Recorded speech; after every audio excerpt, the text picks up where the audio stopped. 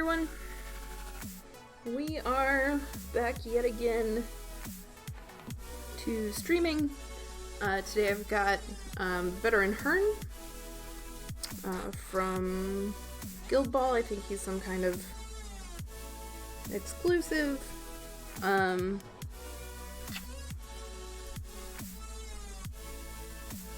think this is going to be the third Hearne model I've done. And he is part of the Falconers team, which is like a subset of the Guild Ball Hunters team. So we're gonna actually try and pretty much get him maybe almost finished even on stream. Because he's not a super complex model. He's got some straight, kind of flat robes. Most complex things probably going to be the bird and all the feathers and stuff. Alright, I'm just going to stand him up because he is very heavy. So first we'll get his face done because it's super far in that hood, and we'll try not to mess anything else up after that. So I'm just gonna mix up a skin tone here.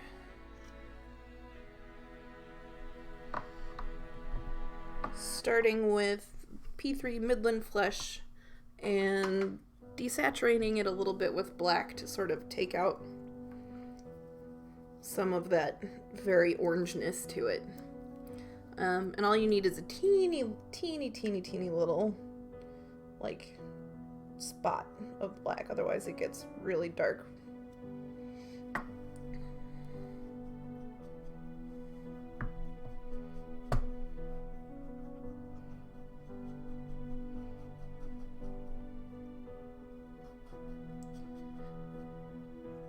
No, it's just not quite so orange.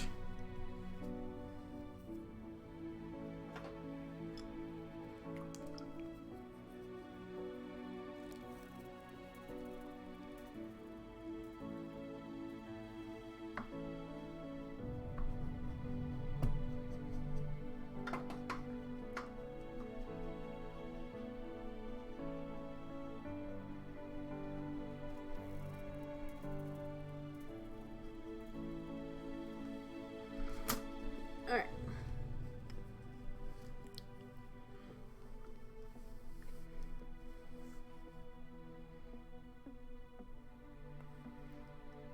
So we'll throw a base coat on there quick.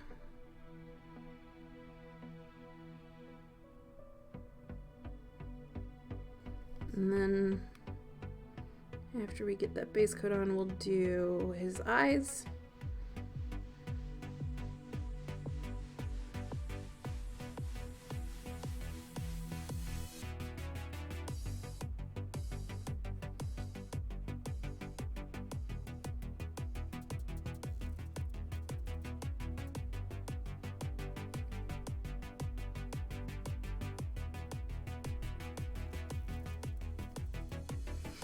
And while we've got this, we'll also be doing, he's got like little half gloves, so we'll do his fingers too.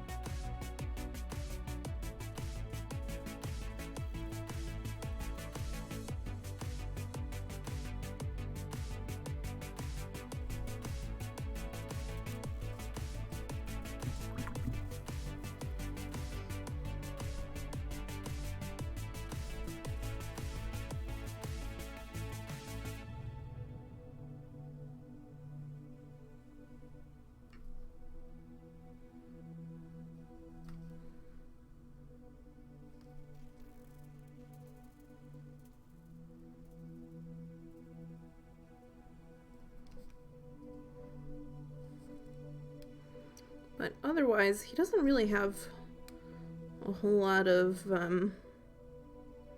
skin tones going on. So this shouldn't take too long.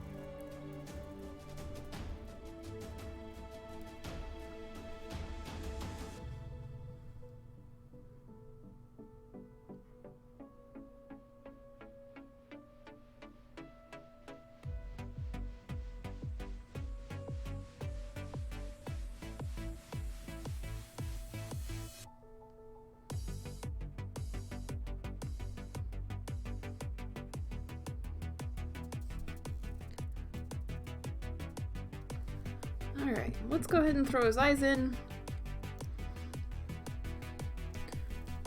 Basically what I'm going to do is get out a black, a white, and a color, a pretty bright color.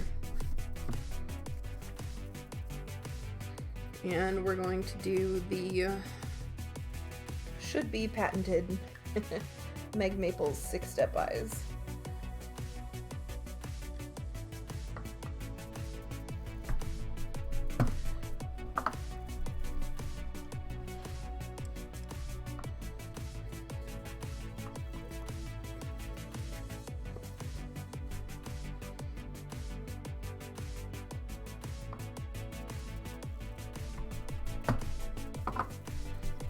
And then I think we've got this bright green that we'll use for the color of his eyes.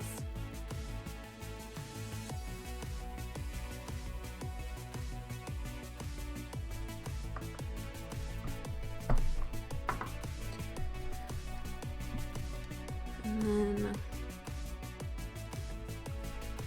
my size 1 is definitely a small enough brush with a good enough, or it has a good enough point so that I can do this.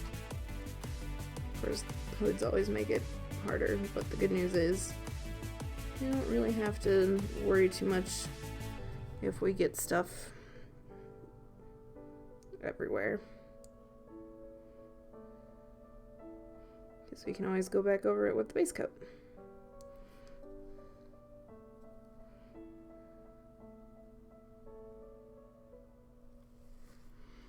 So I kind of fill in the whole eye area with black.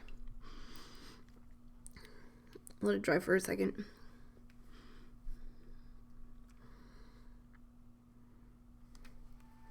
And then we come back with this kind of off-white color that I have. If you use really pure white, your people tend to look, I don't know, weird, kind of like aliens.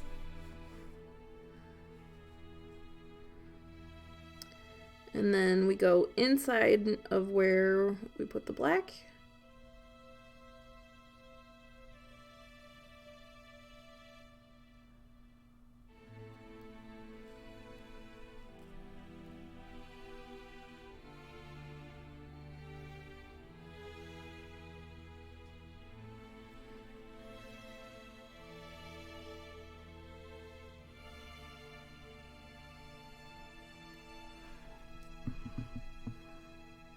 Give that a second. Let's see. I'm going to come back with the black and make sure I've got a solid outline, and then I'm going to put in where the pupil's going to go.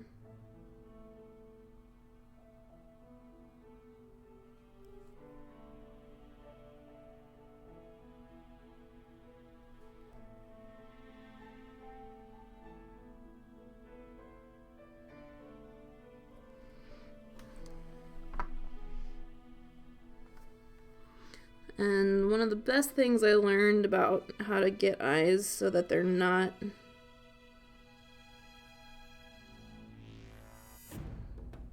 you have them looking off to one side. Otherwise, it's so hard to get them looking like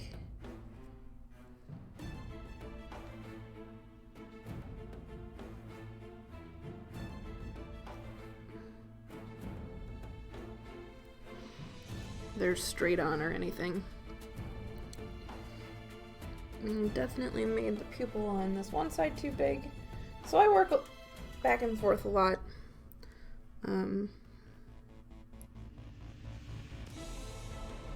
Sometimes we'll,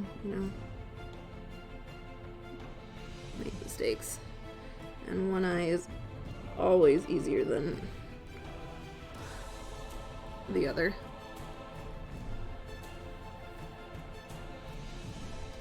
Alright. I'm going to come in with some green for the iris. And we're going to try and leave a little bit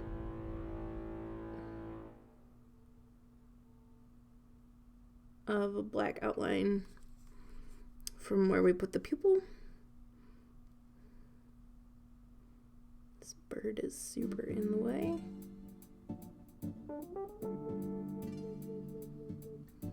Alright, that was successful.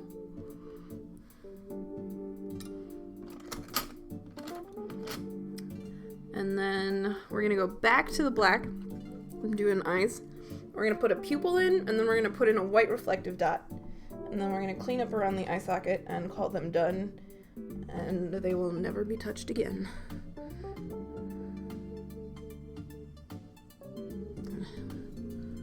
Brushes.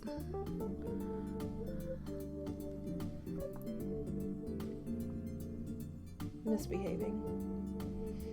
Alright.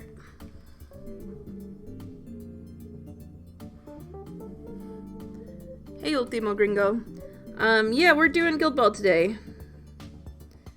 So, we're just getting Veteran Hearne's eyes in.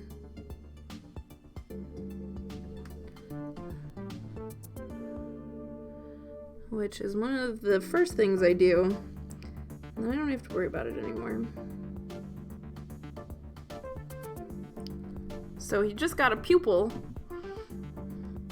And now I go back with the white reflective dot, and then we'll clean up that mess around.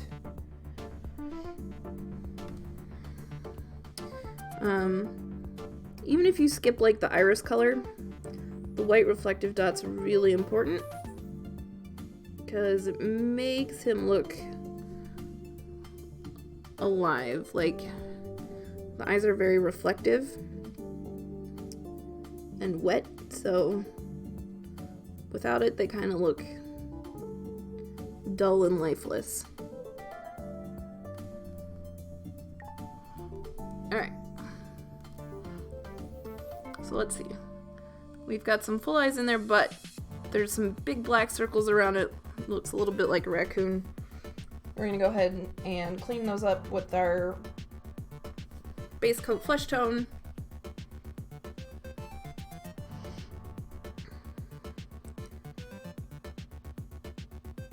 Nice. I've had him primed for like a week and a half and just haven't gotten around to it till now. But he's a pretty simple model, so I'm kind of hoping we'll get him mostly finished on the stream here.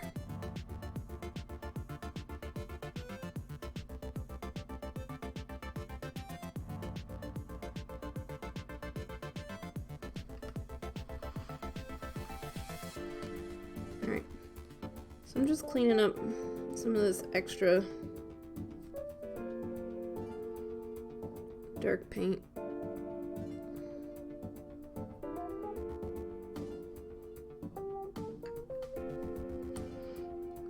We don't really want to make him look like he's got, you know,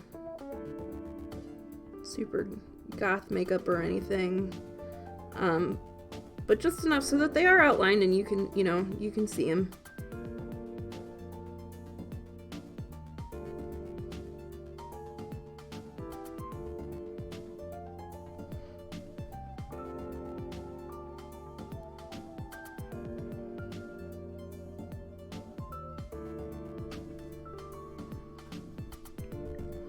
Alright. So there they are.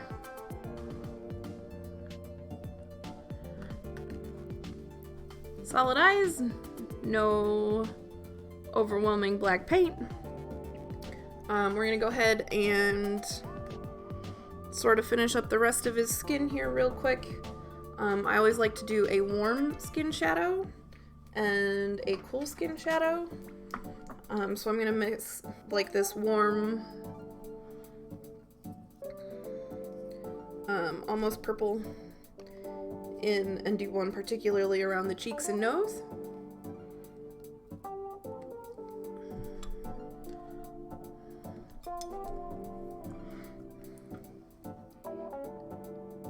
And then we'll do a cool skin shadow.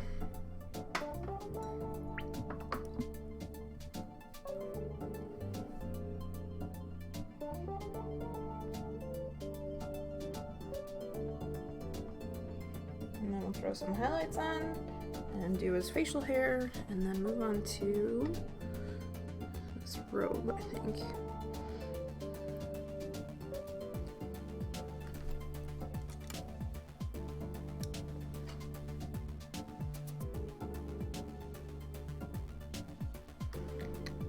So we want to do the warm one particularly around the cheeks and nose, because that's where we have blood vessels close to the surface.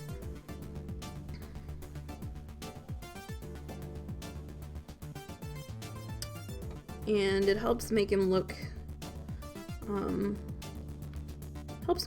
real.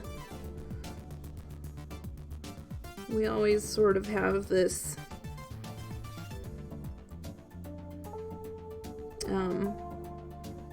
part of our brain that's looking for these warmer skin tones with blood flowing under the surface, so that we know that what we're looking at is real, and it's something our brain just sort of does.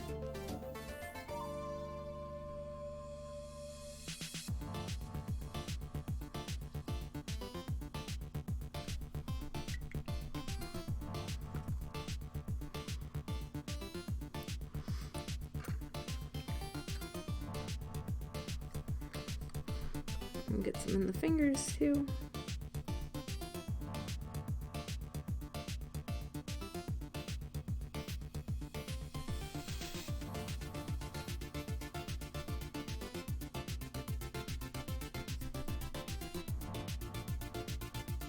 I have this habit of like doing all these skin tones and then forgetting the hands.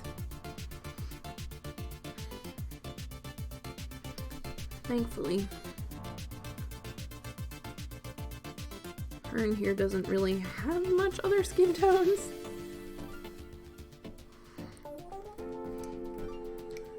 Alright, and then we're gonna mix up a cool skin tone color. I like to use a combination of these sort of coal black, it's a dark teal, and a very dark desaturated olive color green. And I mix them together and then mix them into the base skin tone, and it really helps bring out like the deep shadows.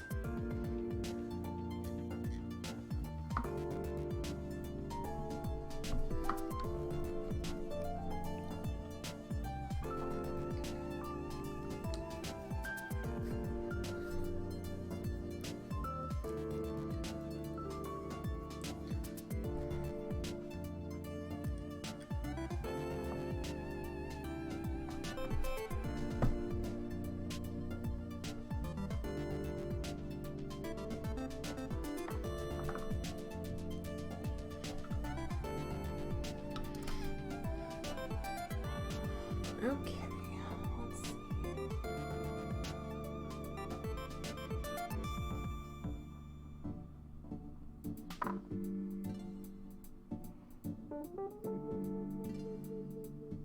So for this, we pretty much want to put it like, you know, under the chin, down here in the neck. That's going to be really shadowed also.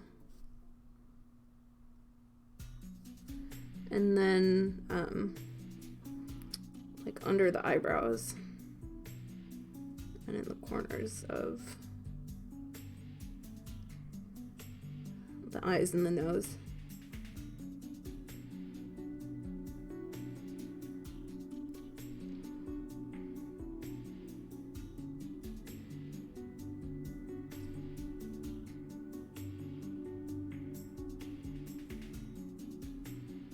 In this case, we're going to put some under and along his hood line.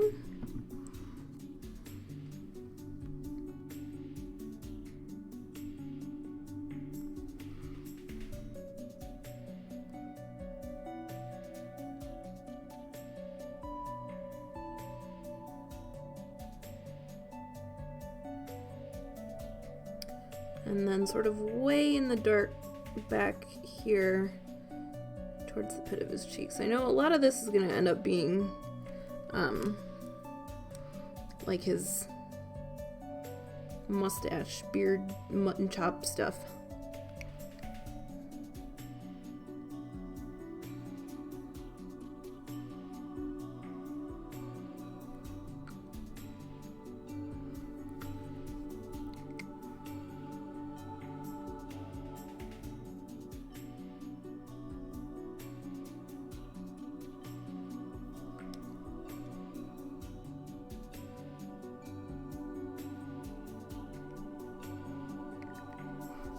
And then we're going to put this sort of in between the fingers to sort of just define them.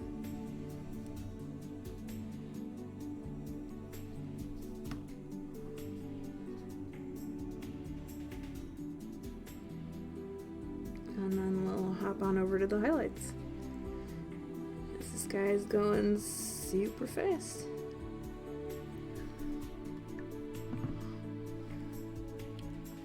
It's not like he has a whole lot of face anyway.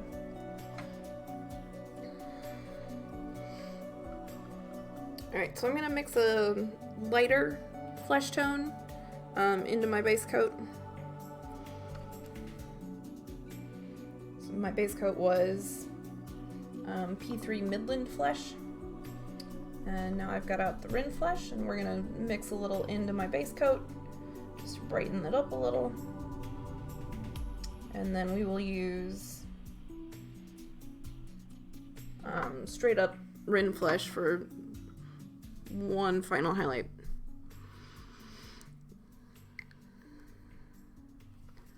But we're going to put this kind of on the top of the cheekbones here where he's got this sort of scowling face.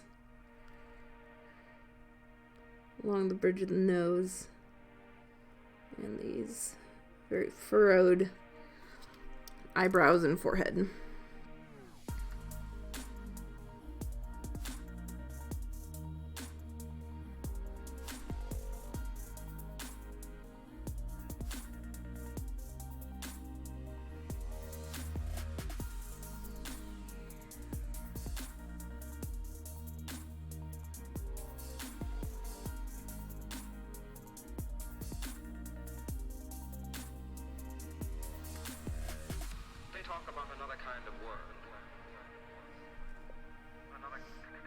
And then on his chin a little, and each of the sort of top edges of the fingers. I'm lost in old ways. I'm not afraid. Well, here goes nothing.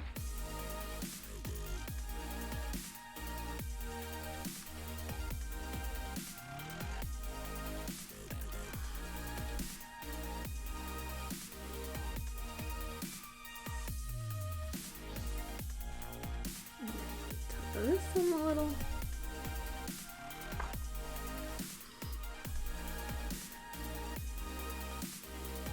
And then each of these, and then we'll come back with a real quick final highlight.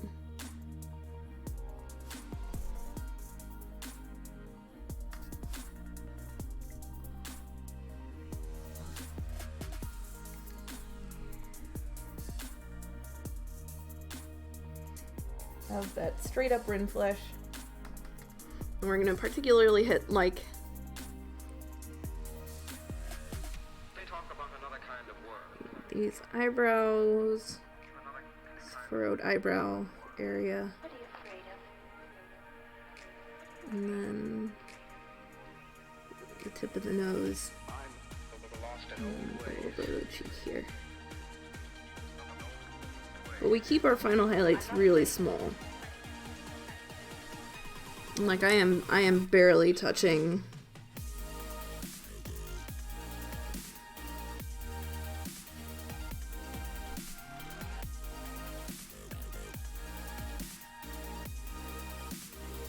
I don't want to get too carried away.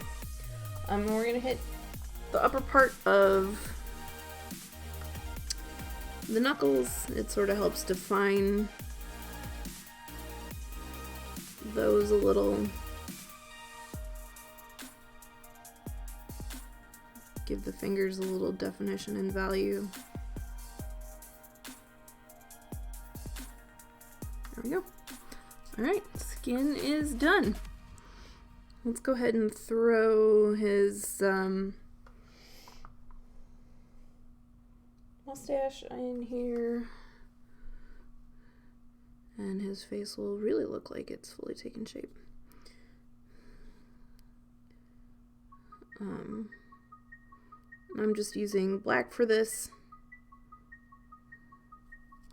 because that's I've painted 2 versions of him before, and they all have the I gave him all the black hair.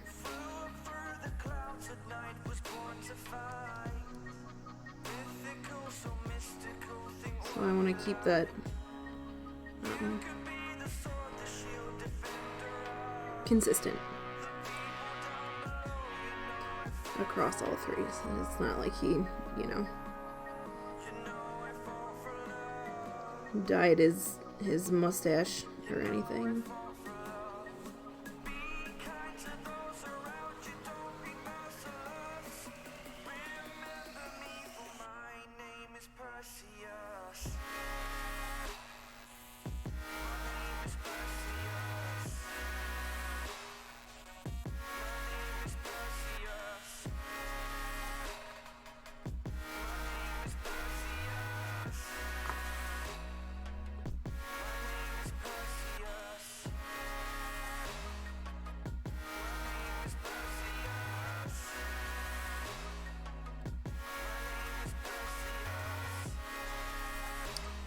And then kind of while I'm here, I'm just going to do the entire inside of the hood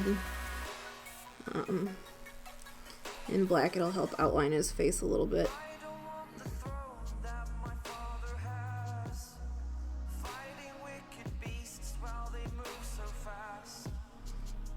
And when we come back to this later with the fur color, we can sort of add a little in.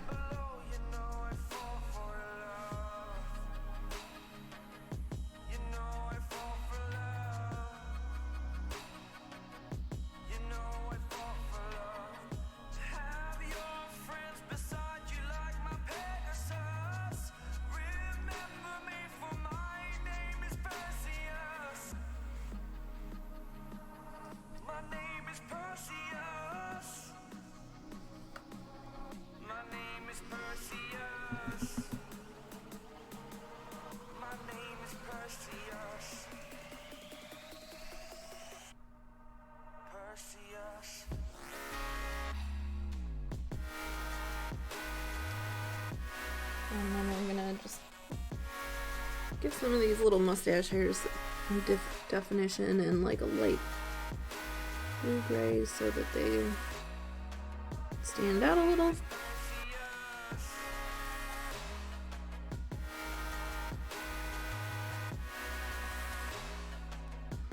And I don't think we're gonna spend a whole lot of time here. We'll do just a little bit lighter touch and then go ahead and move on. I think we'll go ahead and do the cloak next after I finish his little mustache here.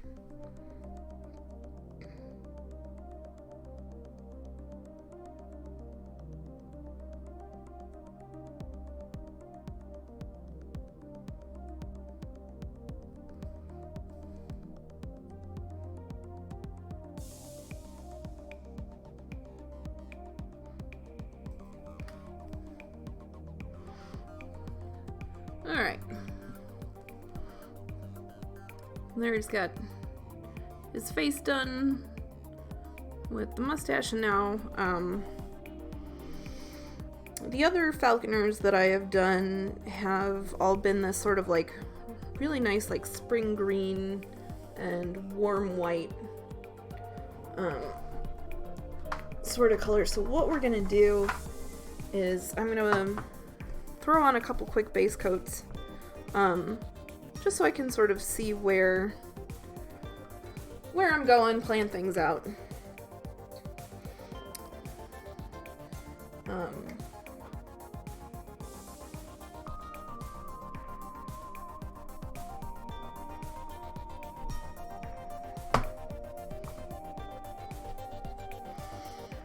So I think I'm gonna do this inner robe.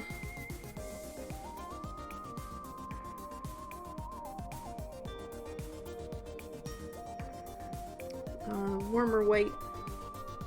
So this is like a Menoth white base.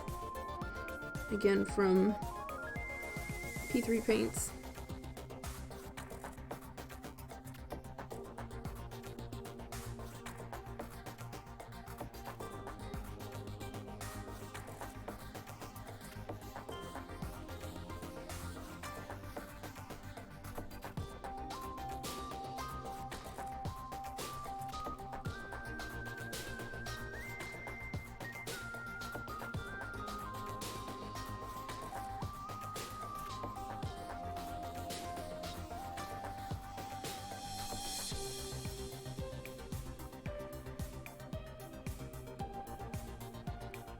I'm gonna let that dry for a second before I add another coat.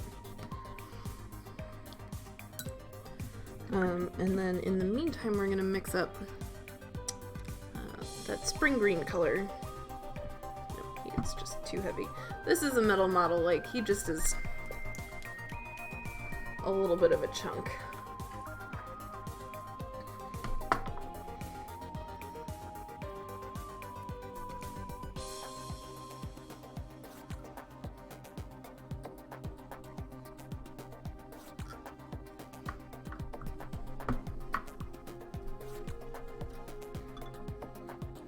So the color that I ended up making for these guys a while ago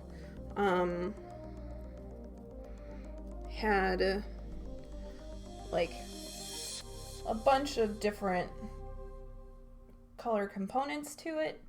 A bright green, that's worm green, some like a bright teal, some yellow, and definitely a lot of white because it was, you know, you think of like new spring leaves kind of is the color I was going for, which thankfully I can kind of look out my window right now and see plenty of and be like, that's it, that's the color I want.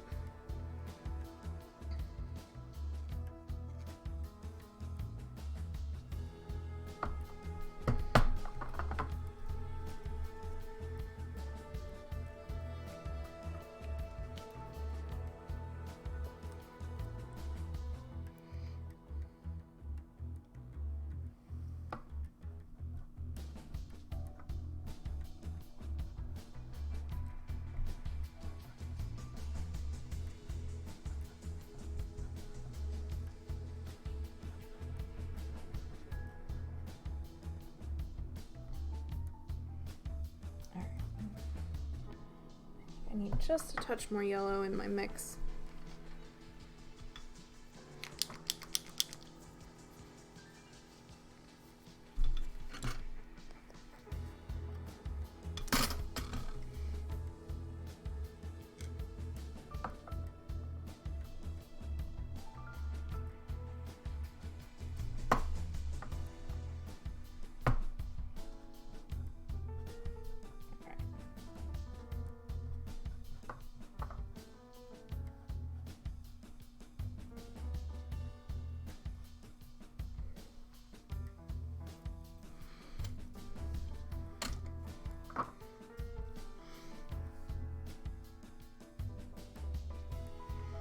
Okay, there we go.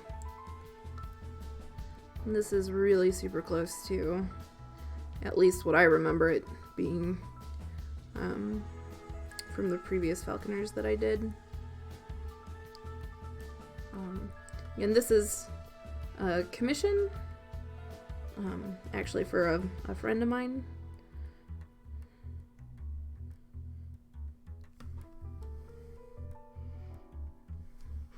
And we're hoping to get him the model pretty soon here.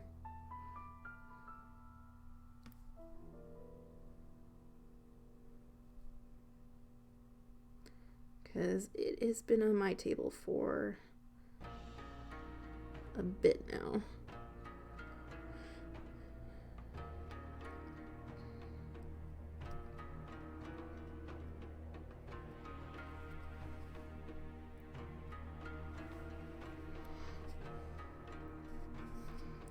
Alright, I'm sort of looking at how this cape goes on. We may do his sleeves white. And that's kind of why sometimes when I'm not really sure what I'm looking for with the model, I throw on a couple base coats to see what's going on. You know, plan things out. Never bad to have a plan. And this way I don't really put a ton of work into one area and then decide, I want to change something.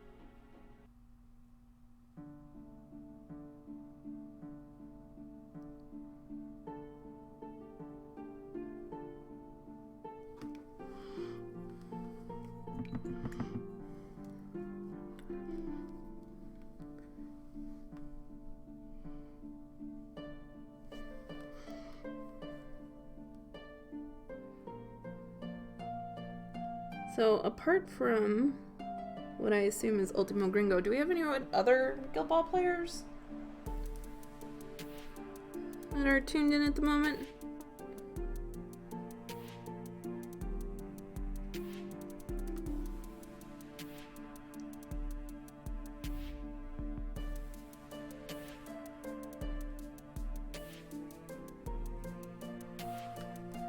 I don't really know much about, like, how the Falconers and Hunters in general are doing right now.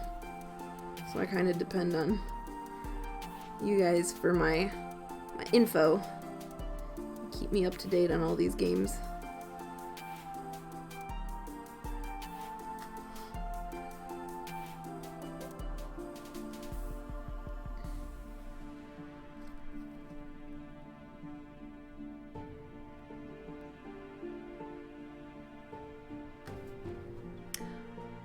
Just like I don't really keep up to date with Guild Ball because I don't play, so I don't really know, like, are the Hunters and or Falconers considered strong right now? Are they doing okay? Are they a little more niche?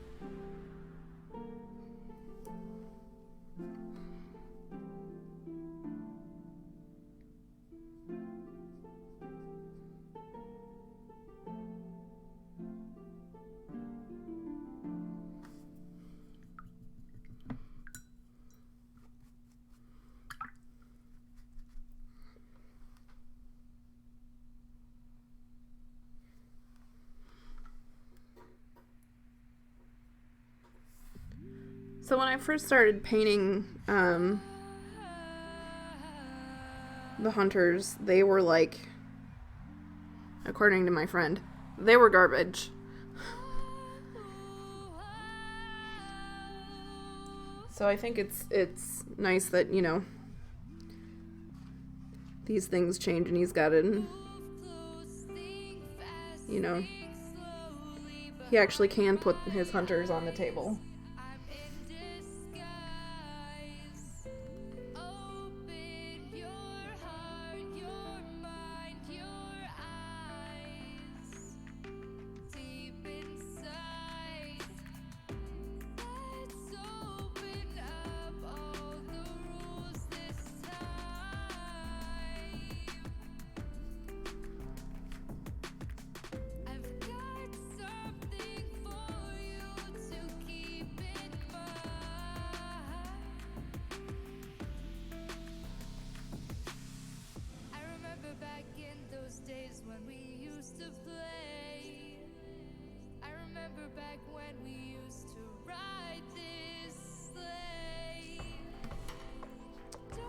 Alright.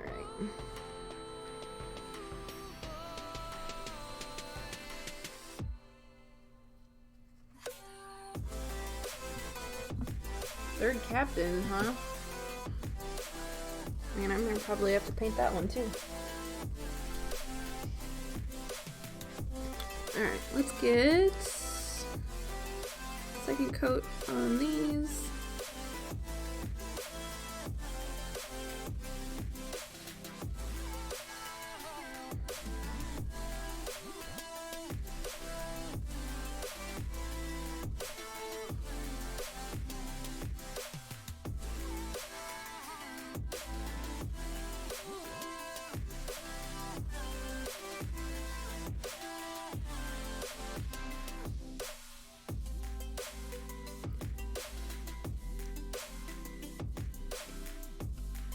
Now, I've been hearing rumors that Steamforged is switching away from their plastic that they were doing.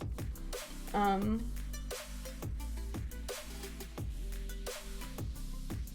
you heard anything about that?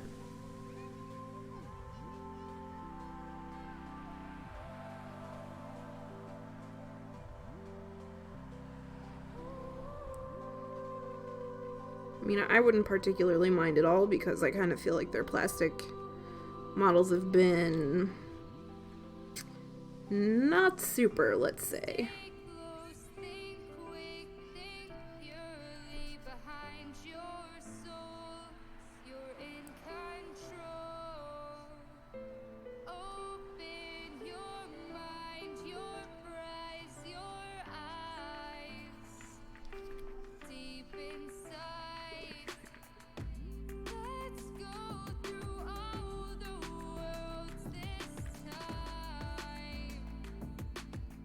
I definitely like the sleeves being white.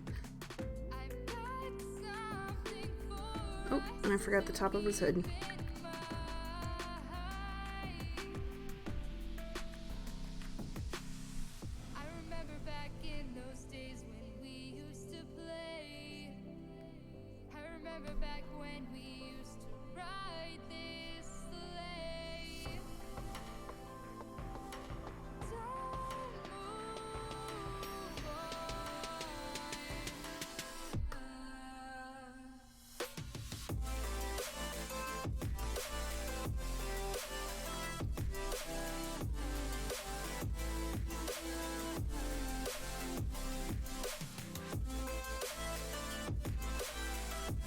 Have you seen how any of them have turned out?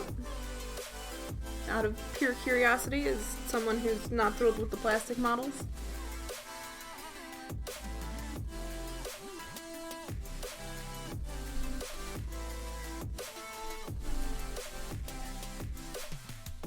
It's kind of one of the reasons that I've stopped taking so much Guild Ball.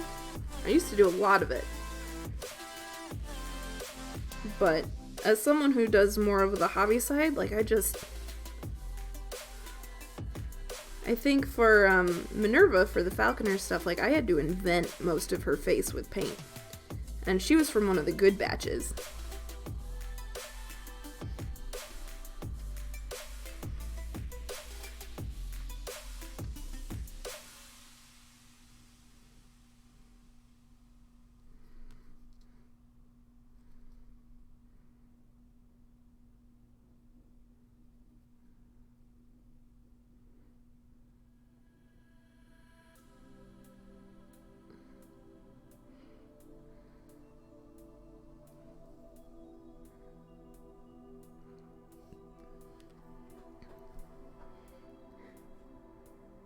Nice. Yeah, I like resin. I mean, resin has its own issues, don't get me wrong. They can be a little, brittle. Particularly on, like, any slender, skinny little spots. But, yeah, no potato face. Minerva was such a potato face.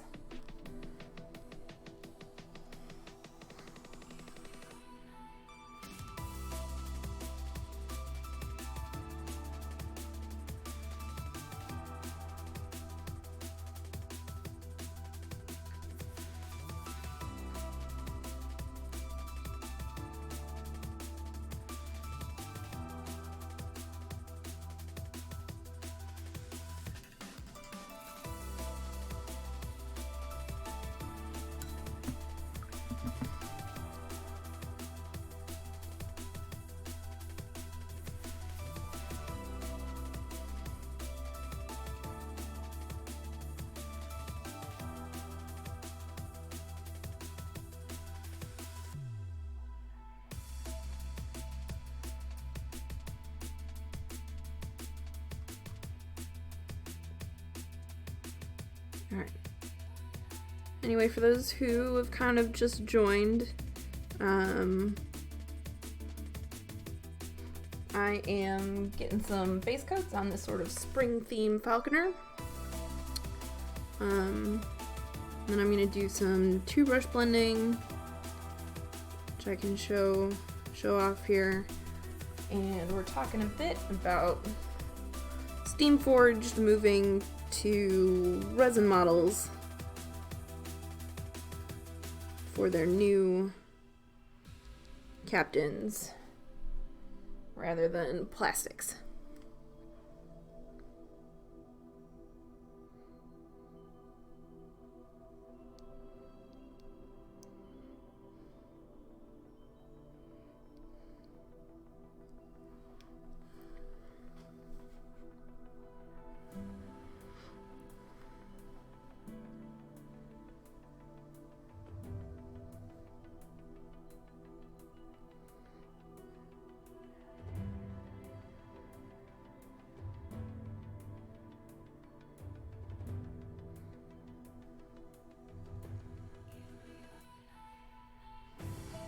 We're just doing this nice sort of spring green color. The previous hunters that I did, like the Hunters Guild is like a winter theme.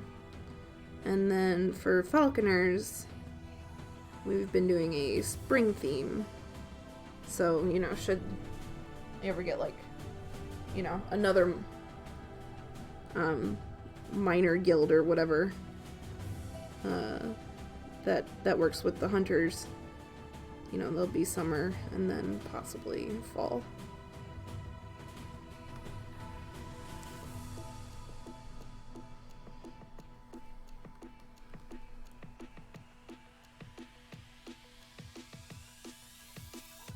Nice. Well, welcome Raving Badger to the stream. I'm glad you've got something on for the background to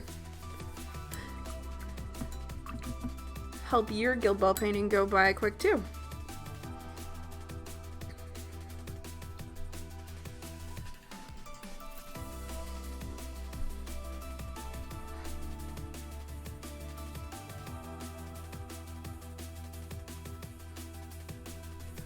I definitely like being able to stream in the afternoon. I'm a full-time painter. I've got a little studio in my home, and it is nice to tune in and be able to talk to people with about like what I'm working on and stuff. It doesn't feel quite so isolated. Dun, dun.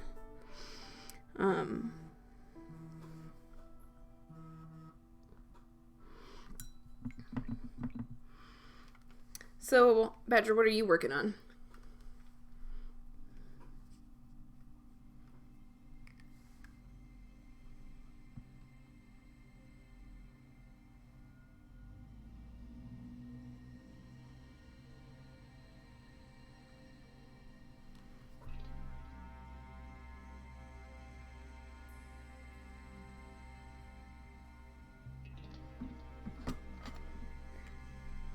Yeah, I have to get this guy back to my friend by Saturday for a tournament next weekend. And I have been sitting on him for a while too.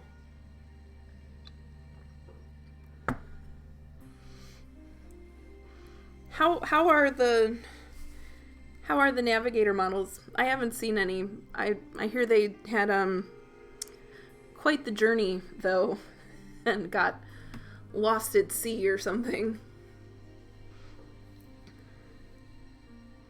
which I find incredibly hilarious. Just to be perfectly frank.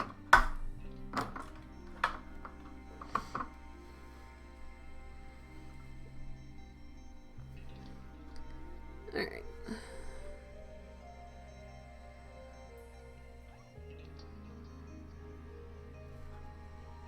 Just gonna add one more coat on the sleeves here, because I missed them before.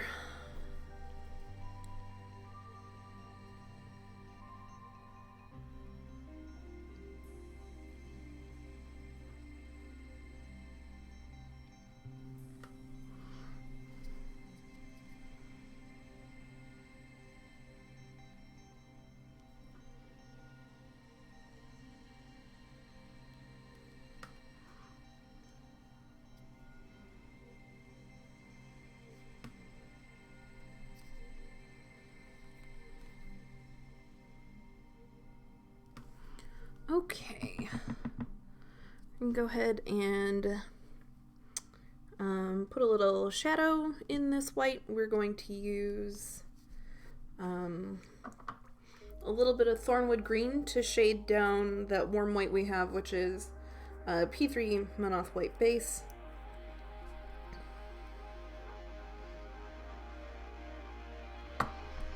And keeping things kind of, you know, a little towards green.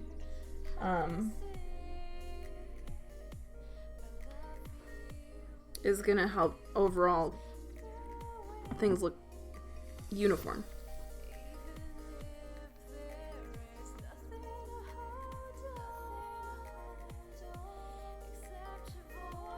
Yeah, having painted the Falconers box, I was super unimpressed with the plastic. And I generally do like resin models better, but it is true that they have their own problems, especially at a smaller scale like Guild Ball is. Anything sort of thin parts can be very fragile.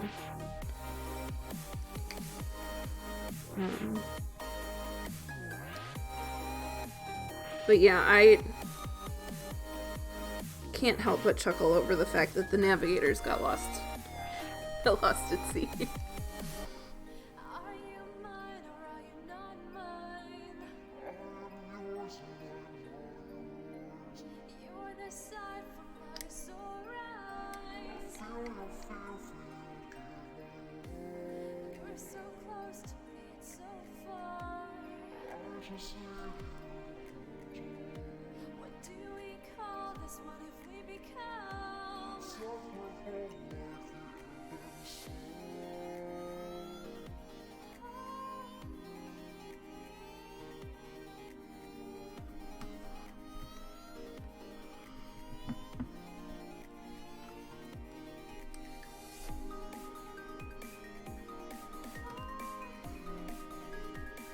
Alright, just throwing some quick shadows on the white of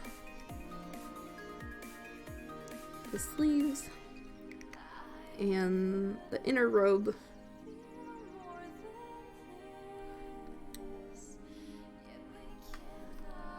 And then we're gonna put one more on there with a little bit more of the Thornwood Green.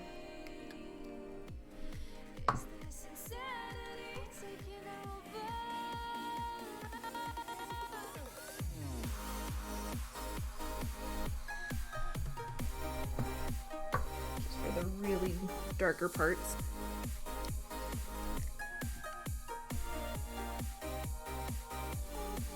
you know. Some of these are still a little wet though.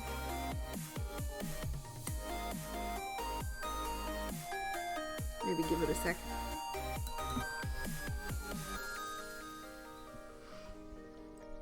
So, the Navigators are the minor guild for the fishermen, right? I'm not super up on Guild Ball. I end up getting a lot of the models, but I don't really know what they do or necessarily what all their names are. At least not off the top of my head. Usually the one that I'm painting, I'm like, this is so-and-so. But there was a really cool one I saw that I thought was part of the Navigators Guild that looked super anime almost. Like, I think it was a female model. And she has like these two balance things over her shoulder, and was like standing on one leg or something. It just looked really, really neat.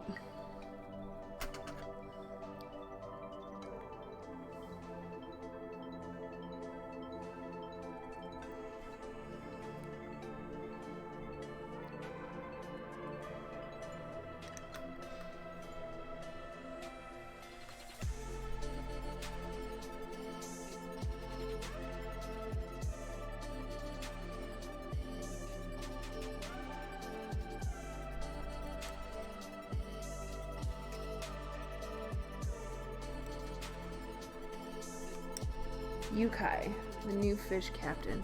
I may have to just get her for myself because that's how cool she looks.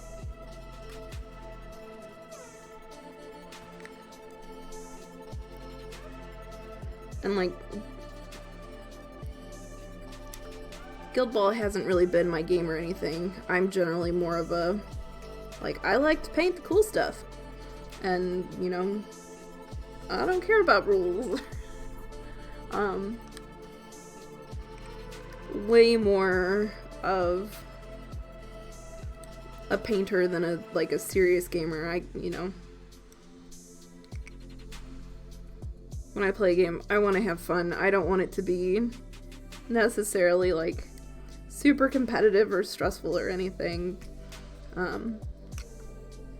But I definitely like getting my hands on the cool models.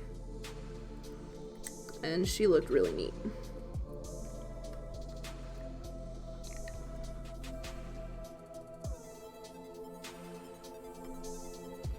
Alright, I'm just getting one more shadow in some of the folds here of the sleeves, and then we will go ahead and move on to highlights.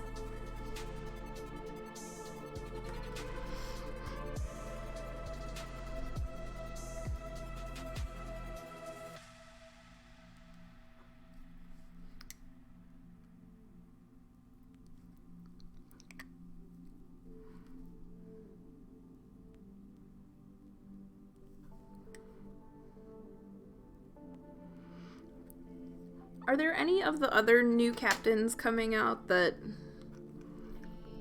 you think look particularly cool? If, you know, Yukai seems really appealing.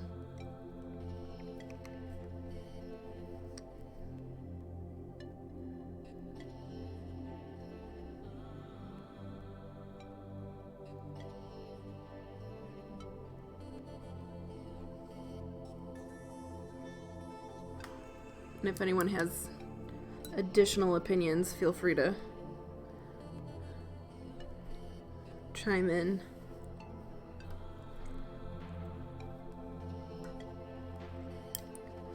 Alright, let's see.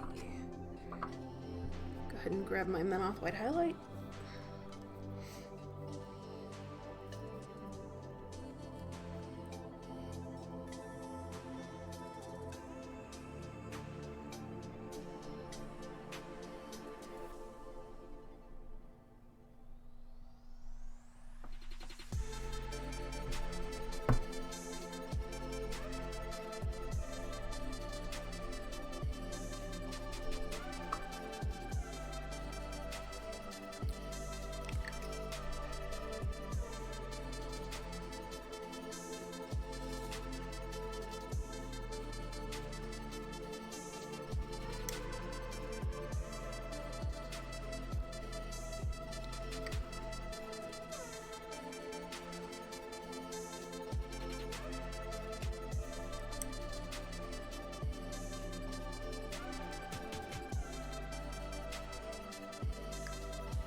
And once I get the highlight on here, I'm gonna have to decide what I want to do with this, like, swirl pattern.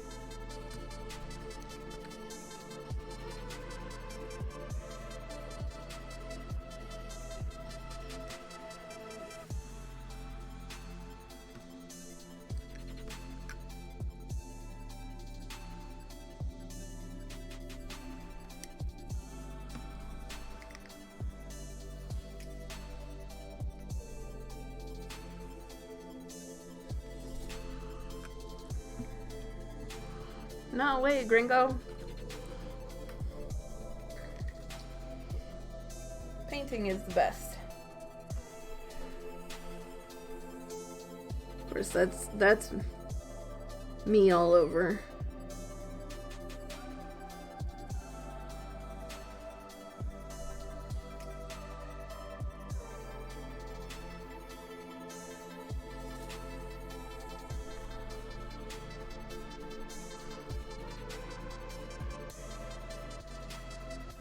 Of course, there's definitely stuff from, like, my husband is more of a gamer type, and there are definitely things like I would just not ever paint if I didn't have to, because they're boring.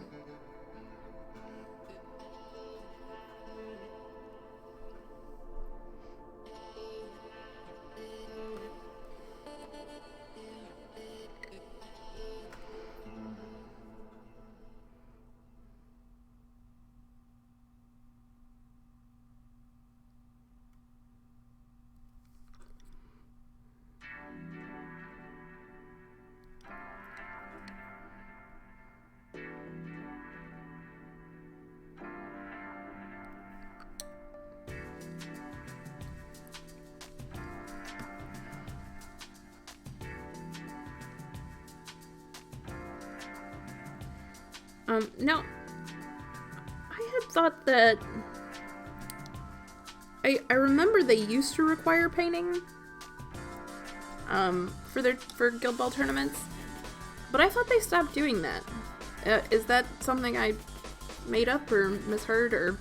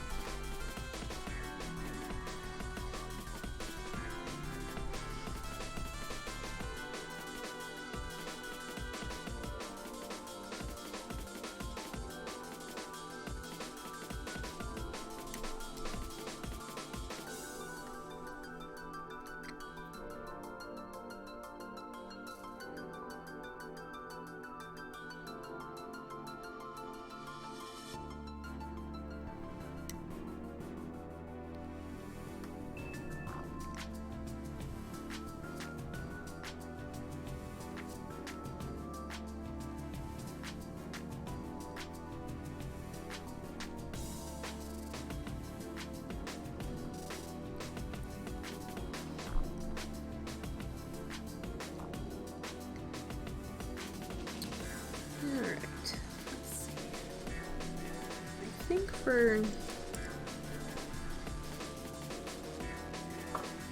this swirly bit, I'm gonna do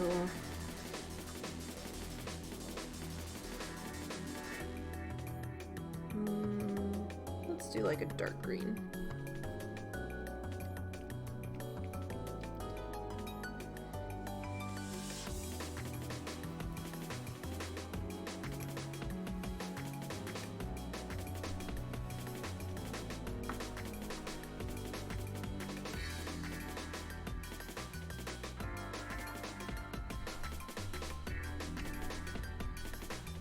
Yeah, as far as I know, like, a lot of games have gone away from having to have any kind of painted model, which, you know, in some regards, I totally understand. Like, it gets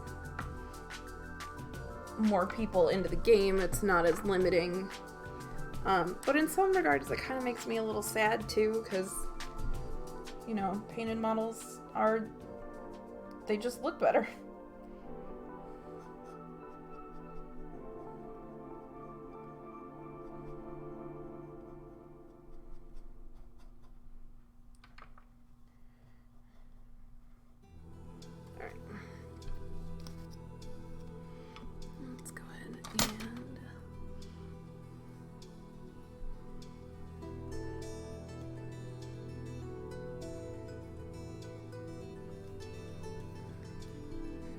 Alright, the lines on this are not super clean, so I'm gonna have to be very careful.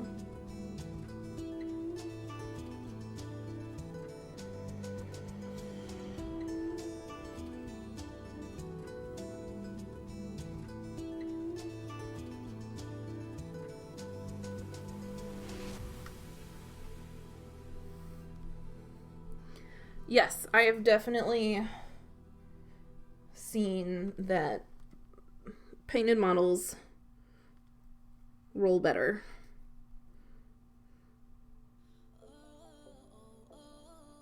Totally scientific, you know.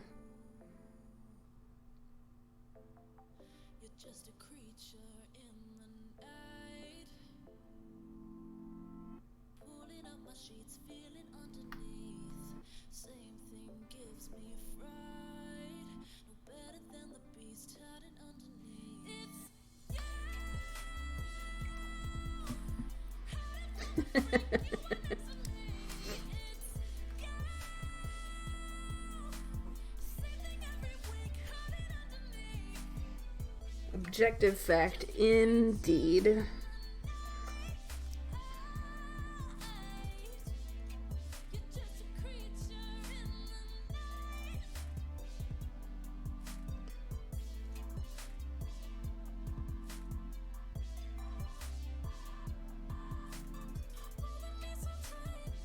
I wonder if that's why, like, my stuff always loses. The last, the last person to have her own stuff painted is, of course, the commission painter.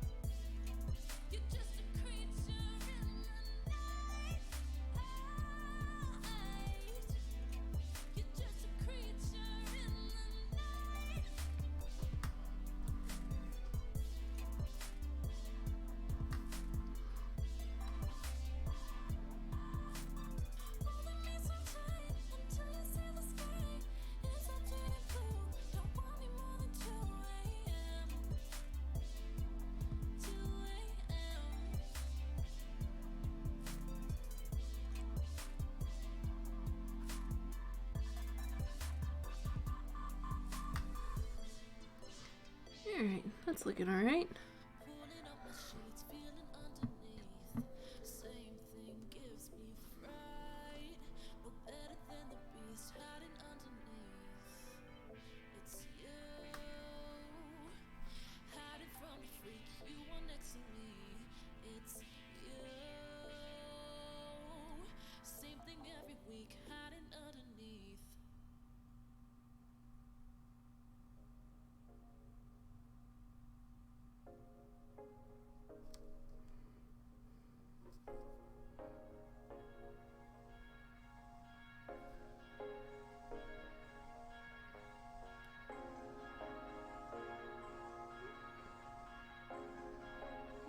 Some of these lines are kind of tricky. They're pretty deeply engraved, actually, as far as how they're on the model. Not super, like, smooth in there or anything.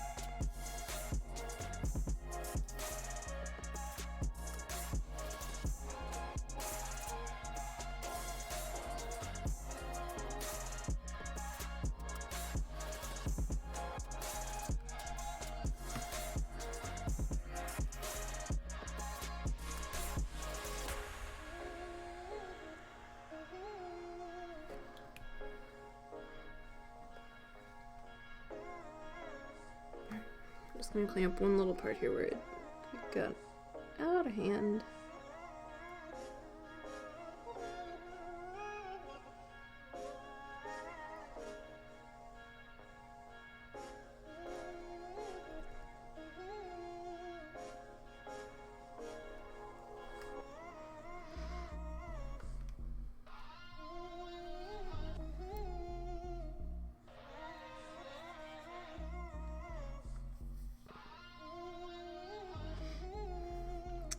Okay.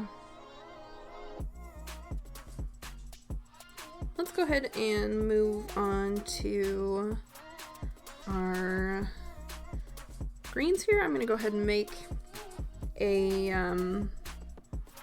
green shadow color of a mix of Gnarls Green and Coal Black.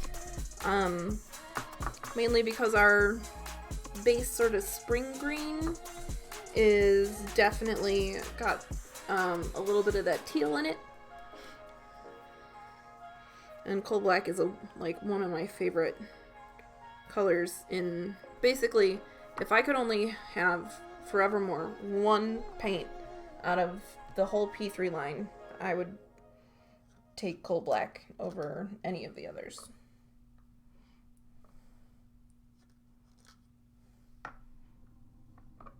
Just, I use it everywhere.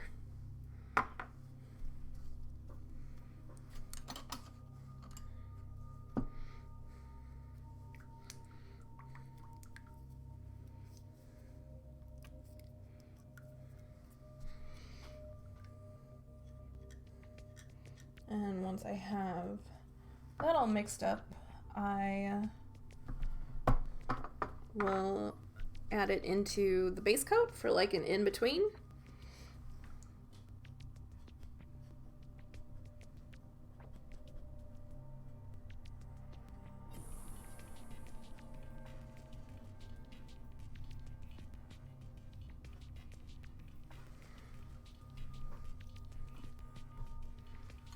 And then it's not like such a huge step down.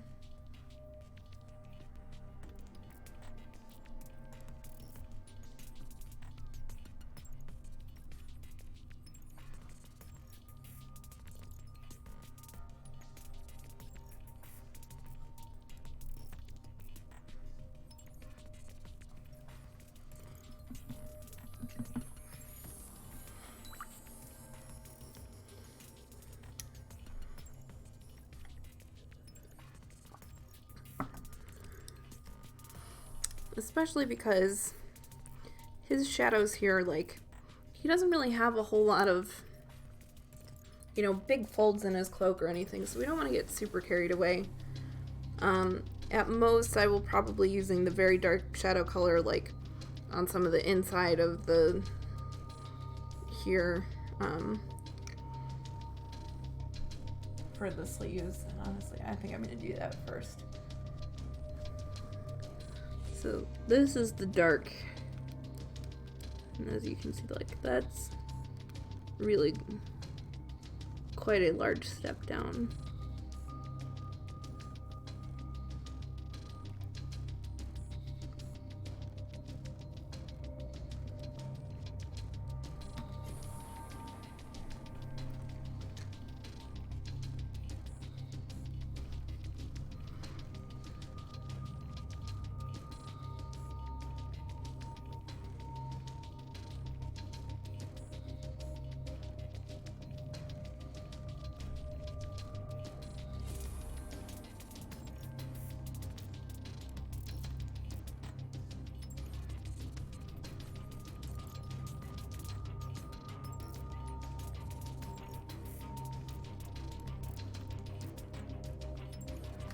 I mean, my Pretzel Rock station has had some really ominous sort of music on it.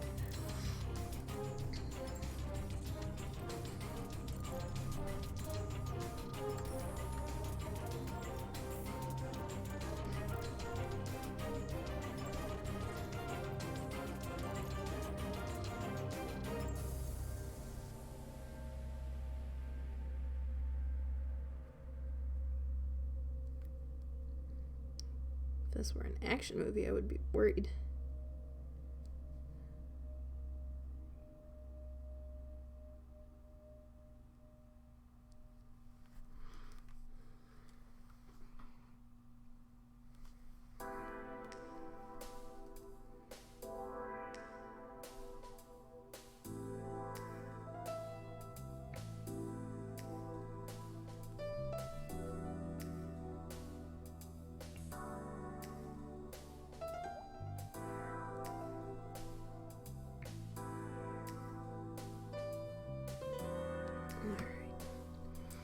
Getting some of like the really deep in and undersides of this.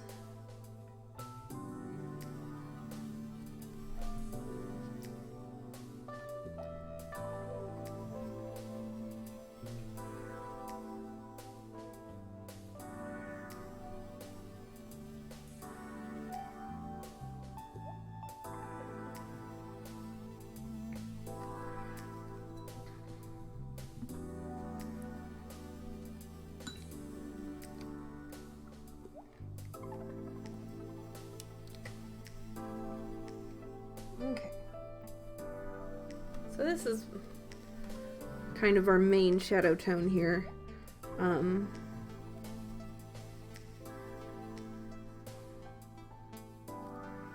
like I said, I mostly use two brush blending. So I place the shadow and then I use the second brush to sort of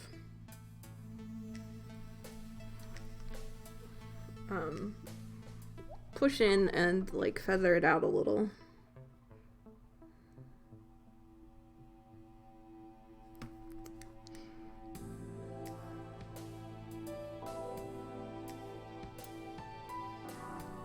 And it definitely creates a very like smooth but fast blend.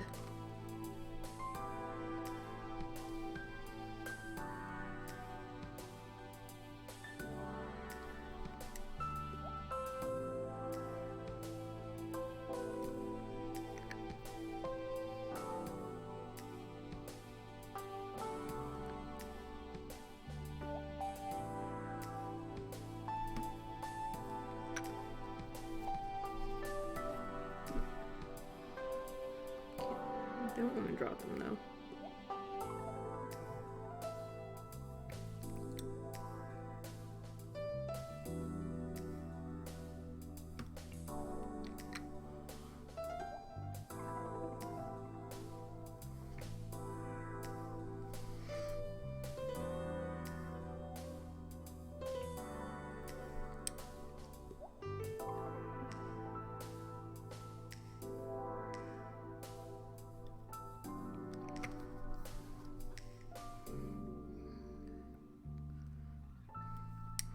And then for this, I kind of like to make sure that I'm positioning the model in a way that once I work into the shadow color paint, like I can pull it out. So which is why I've definitely been like flipping them around and upside down so I can get the right angle on things.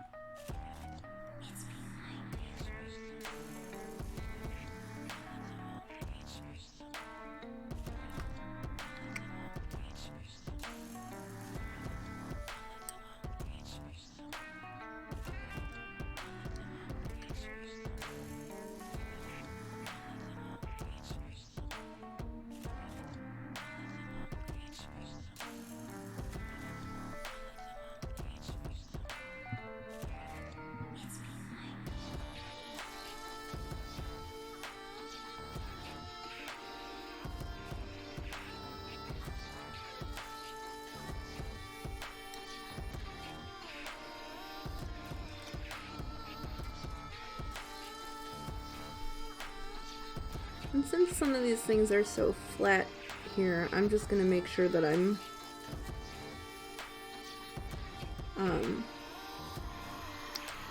over exaggerating a little bit with the colors, because otherwise it might end up, like, I don't want him to end up looking boring at the end.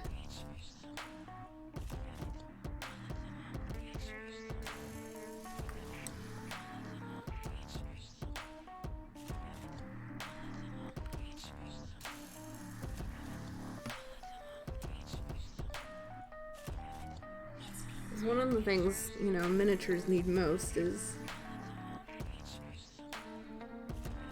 contrast, so we're kind of gonna go with what looks the best more than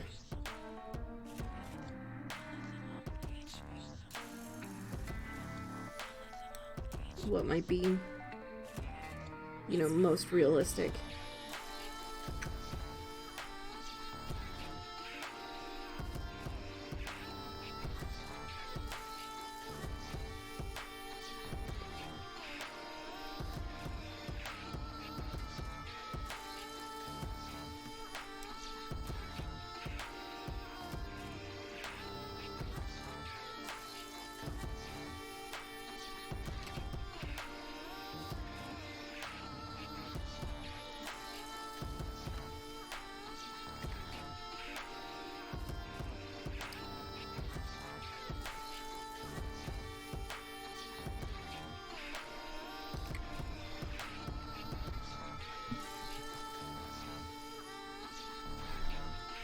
Okay.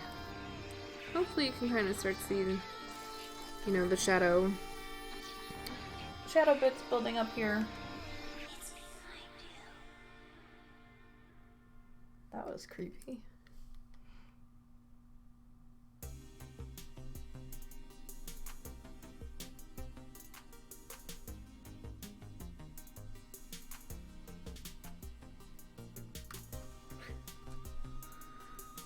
All right. Let's see.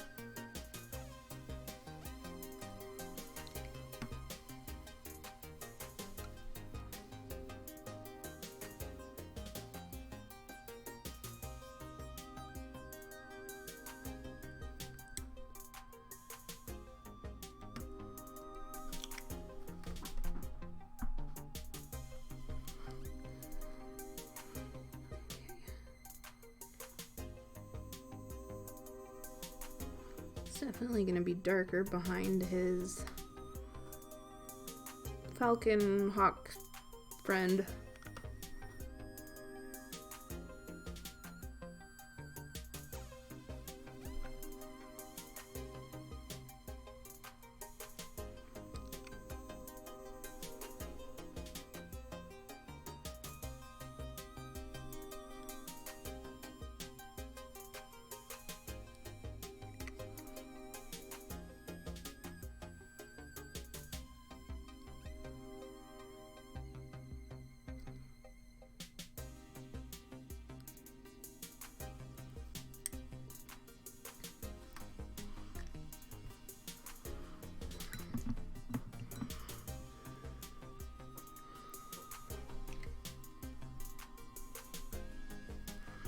Okay, and then we'll do the shadow, and then I think we'll probably still add some of the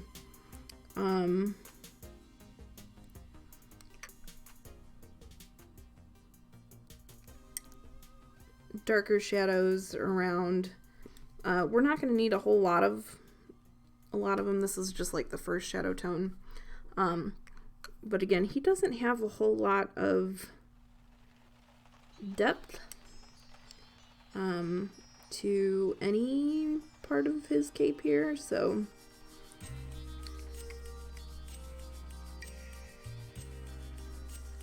we're not going to need a ton.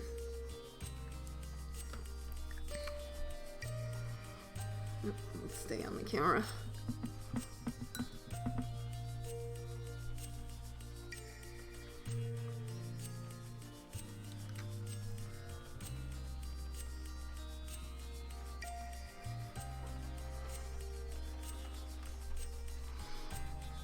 Alright, let's start back here. We'll put a little bit in here.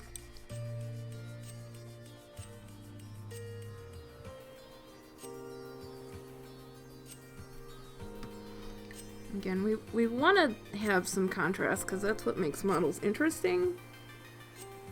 But when things are so flat, it is a little bit difficult.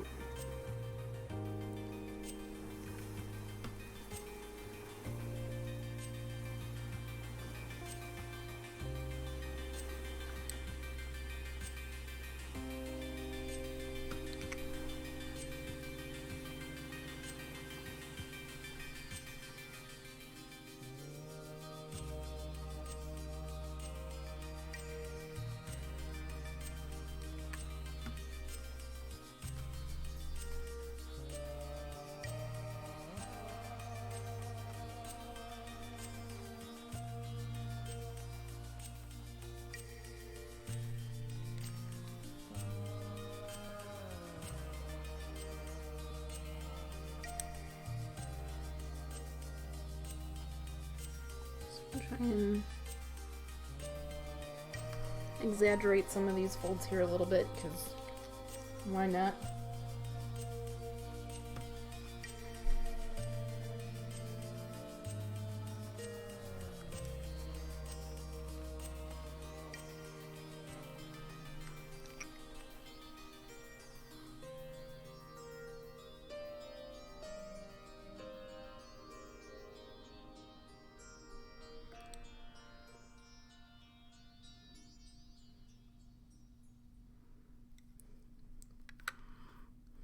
And if anybody has any, like, questions of, you know, why are you doing it this way and whatnot, please, you know, throw them into chat, and I am more than happy to do my best to answer.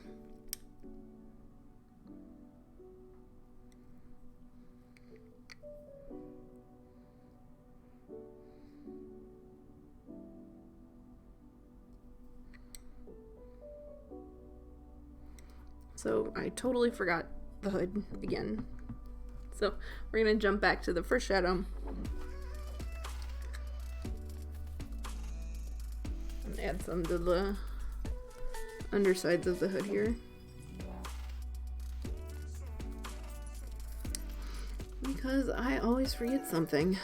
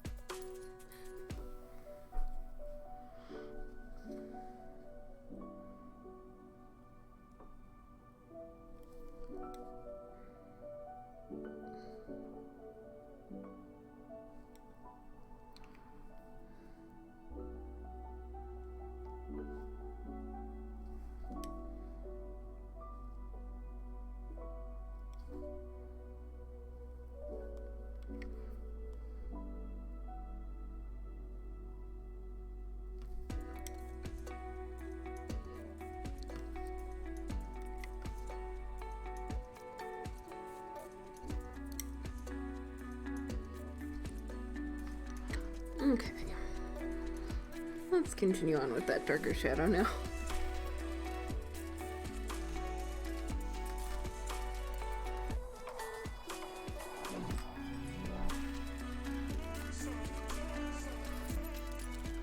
We definitely, again, want to get,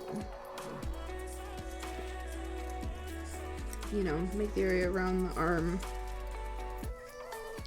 and that falcon nice and dark. Looks like he's, you know, casting a shadow.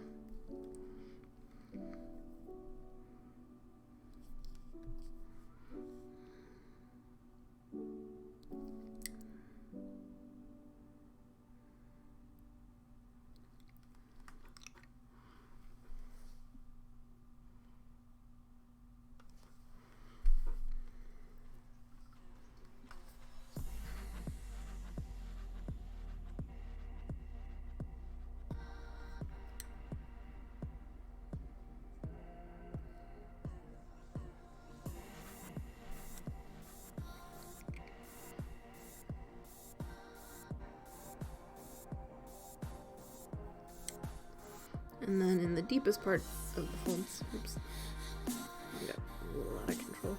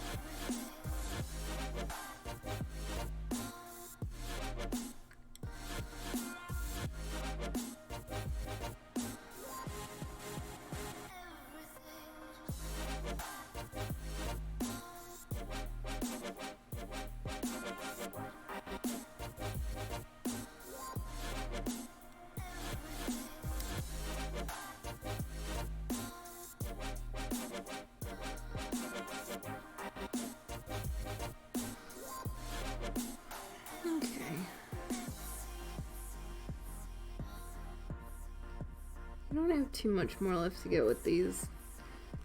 And then we get to the fun part, which for me is always highlights. Like, the shadows are absolutely necessary, but I do them and I'm like, I don't know. You know, I don't know if I like it. I don't know if it looks good. Most frequently, like, you know, everybody knows, like, all models have a stage where they look kind of like shit. And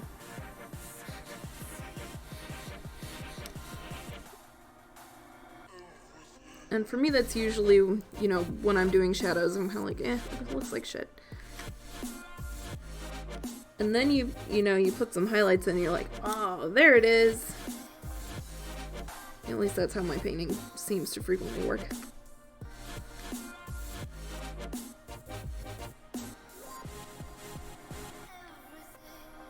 I think the highlights just sort of pull things together.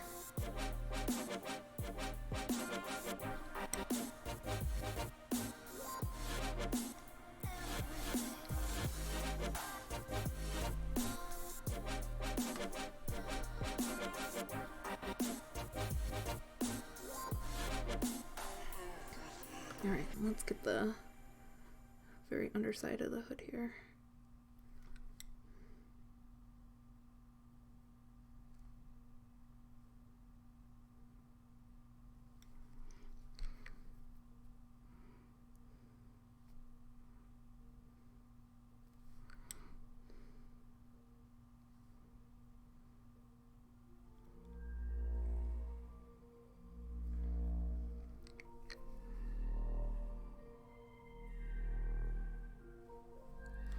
And then generally for most, you know,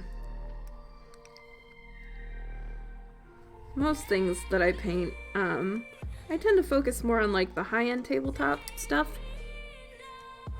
I like to do 2 shadows and 2 highlights.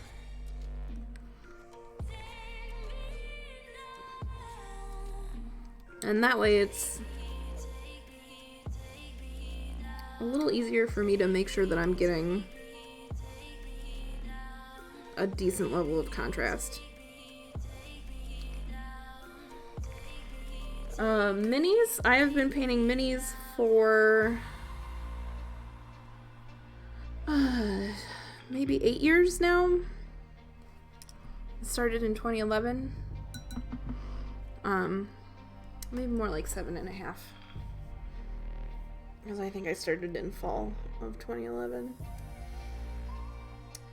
But I've been doing art of some kind pretty much since I was old enough to hold a crayon. So, there are a lot of things that I learned in various art classes and such that really do very much apply to miniature painting.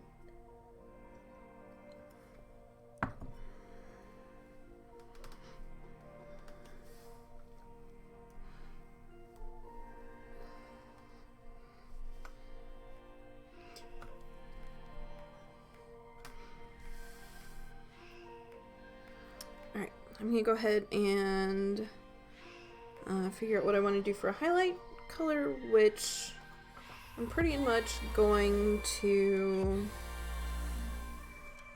add a much brighter yellow with a little bit of like a bright teal blue, and white, of course, to our base coat color, so it'll brighten it up. It'll give it a very saturated spring green color.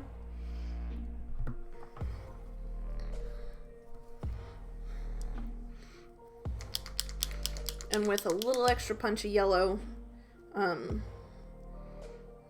we will be drawn to the highlights much more than the darker, cooler shadows. Yeah, I love watching videos on YouTube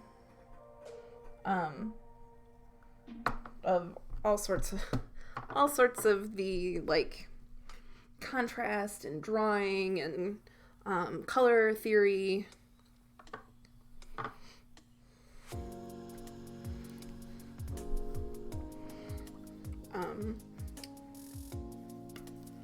The terrain videos are always really cool. I don't do a whole lot of terrain, but I'm like, oh, that looks neat. And then I can apply that to on a very small scale to bases.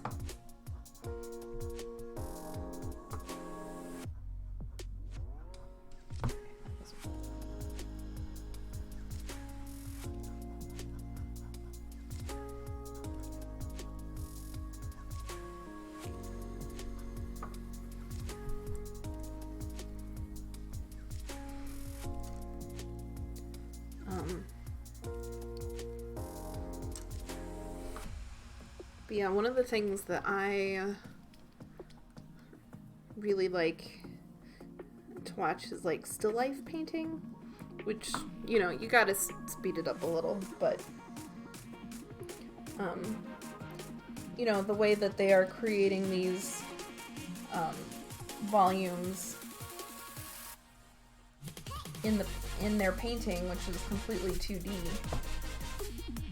you know, and you have to exaggerate all the little shadows and everything. It helps me think about the forms of the miniatures and stuff and how light is going to fall on those. So yeah, it can be super, super helpful.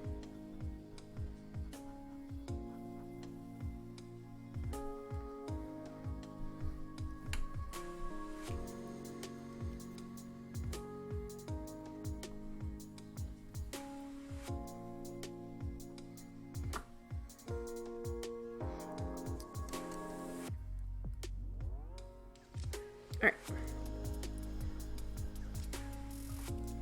So I have kind of a first highlight color here. I think I want to add just a little more yellow still.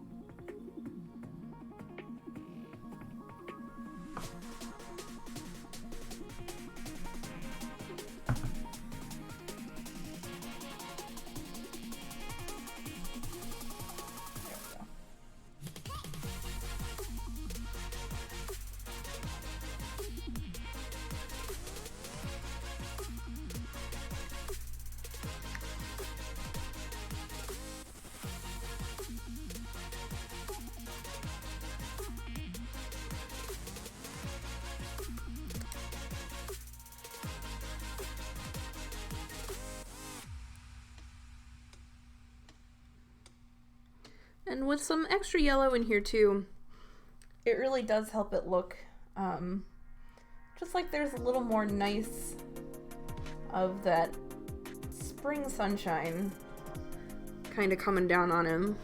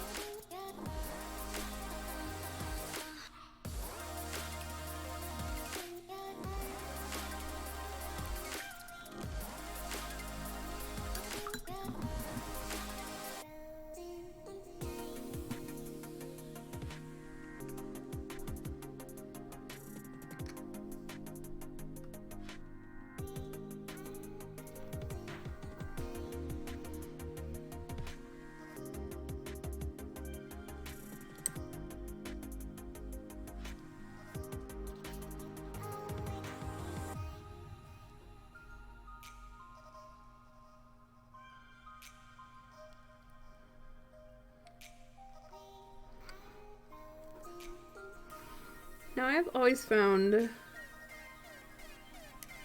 highlights to be just a little more difficult with two brush blending.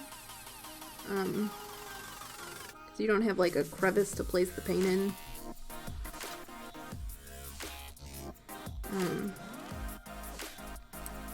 But usually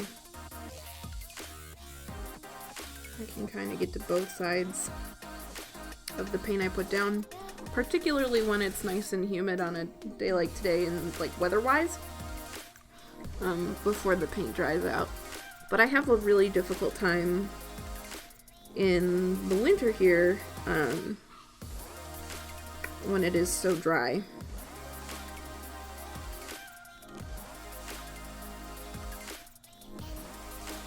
I like run a humidifier for my painting area like full speed.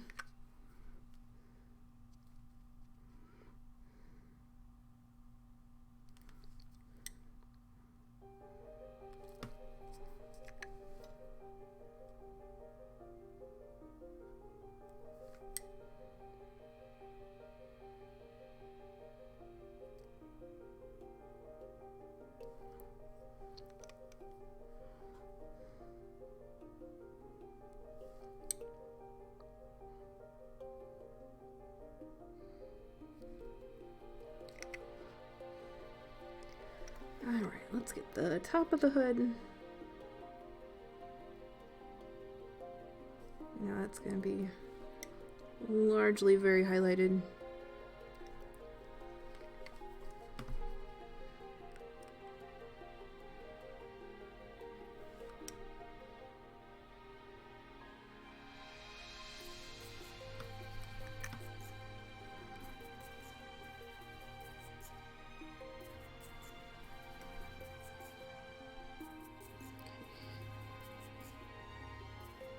Little fuzzy hairs on the model don't help.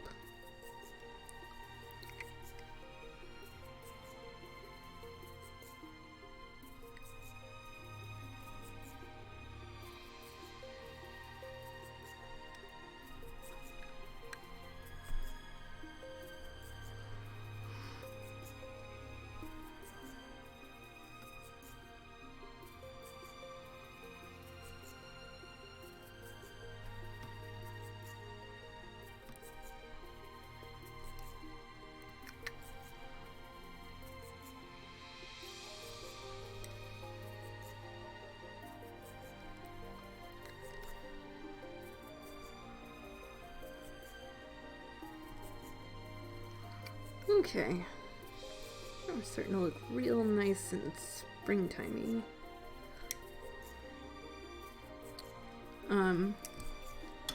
So what I've been doing with these, in case you're just tuning in,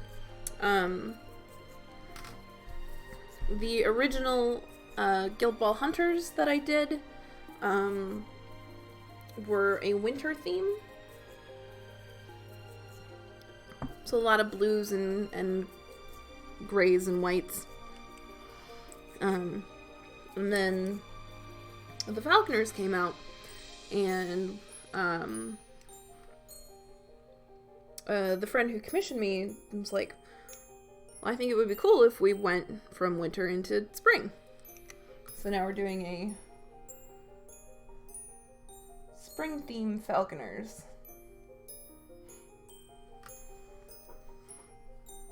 And then, of course, if more minor guilds come out, we'll move along to summer and fall.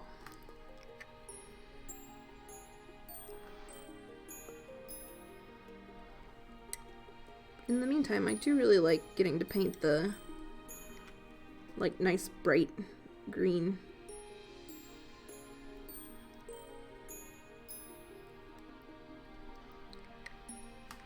They end up standing out really well on the table.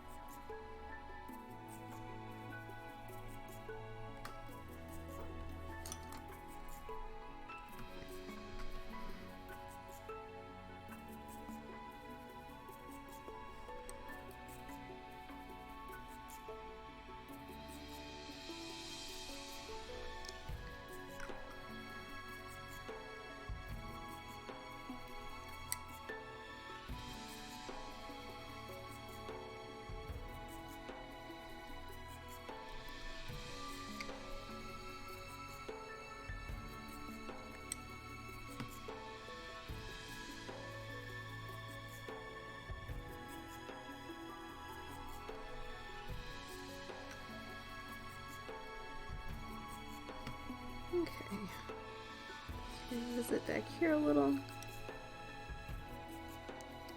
and then we're going to go ahead and get into our final highlight.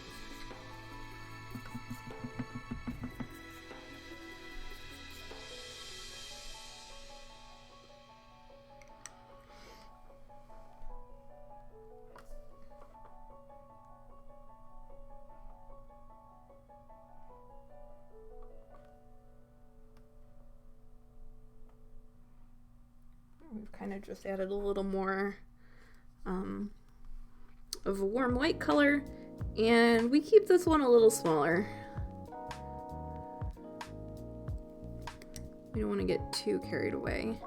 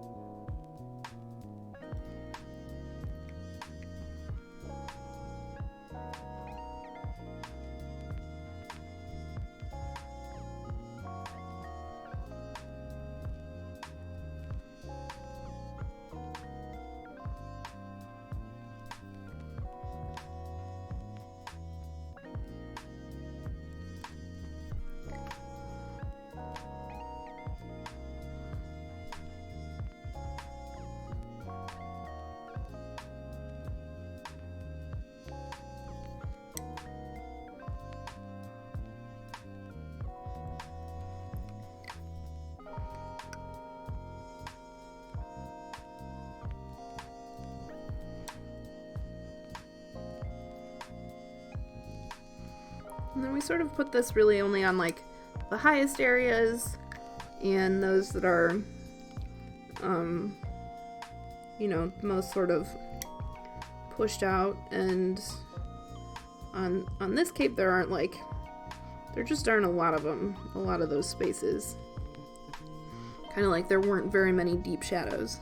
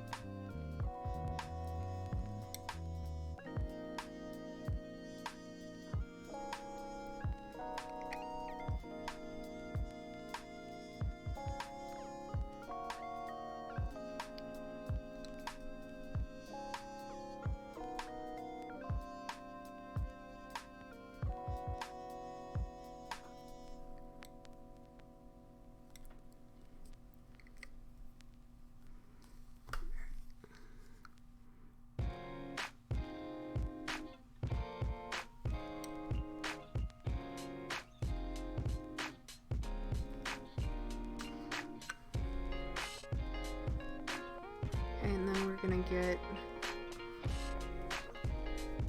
up on the top of his hood.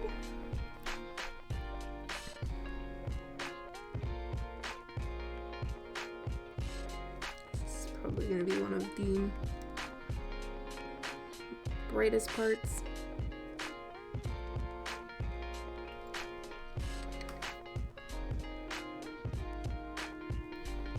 Just a little.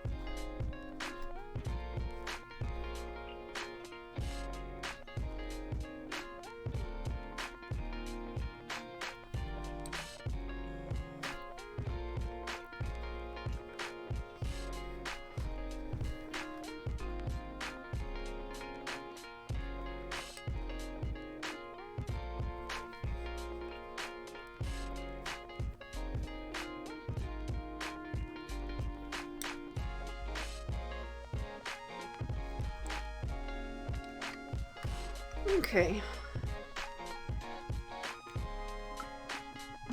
I feel like that is a nice, bright new spring green that we have there on his cape.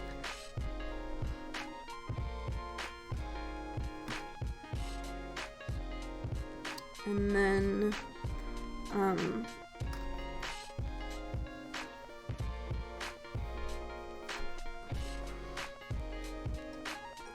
think what we're gonna do next is we're gonna go ahead and do, like his gauntlets, his boot. He's got a little peg leg under there, but we'll knock that out quick. I'm just gonna do those in kind of like a leathery color.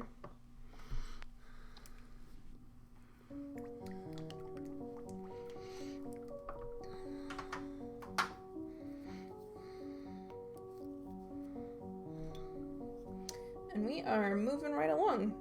Say, you know, the majority of them looks done. I mean, of course, like, the bird's gonna take a little while at least.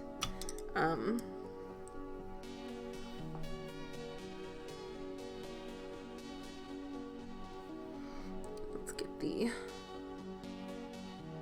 sort of peg leg painted in here. You know, there's not a lot of it.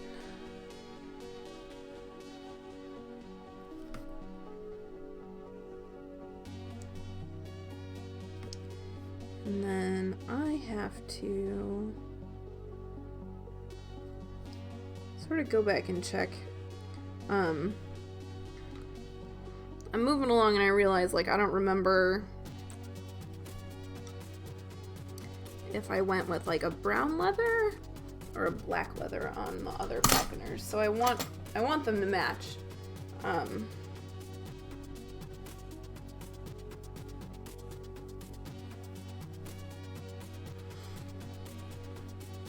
And I know I have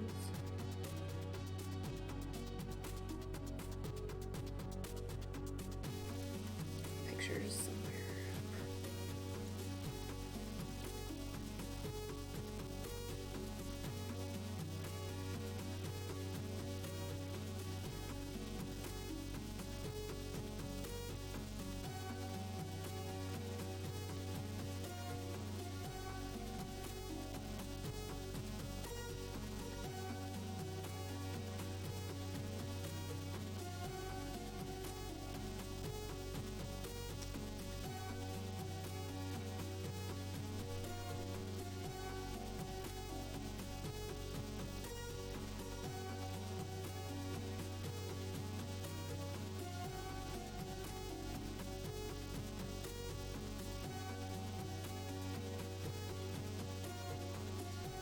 I just have to wait for them to load. Alright, let's see. Looks like I did a little bit of both.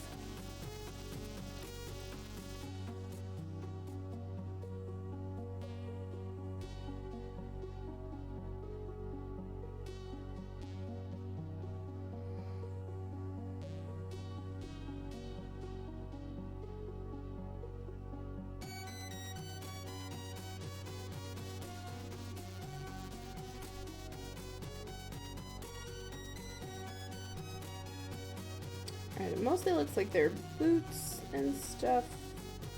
Boots, gauntlets, whatnot are all black, and then anything else was brown.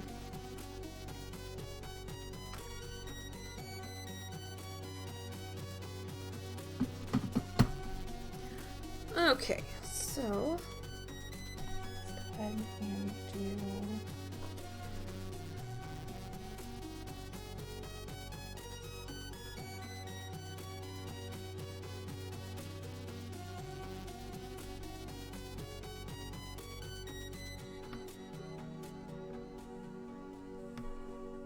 boot back here in black. So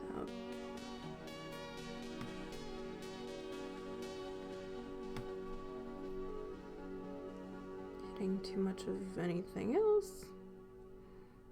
Alright.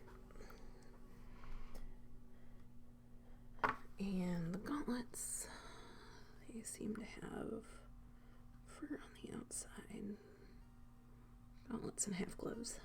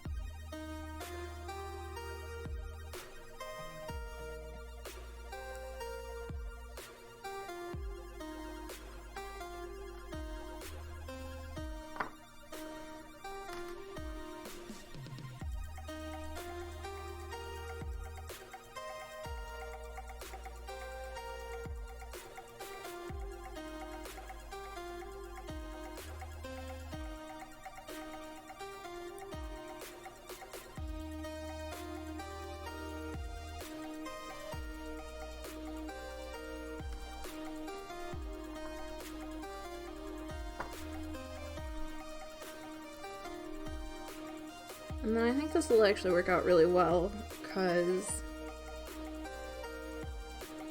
the bird will be a warmer brown, you know, like a red-tailed hawk or something. And then the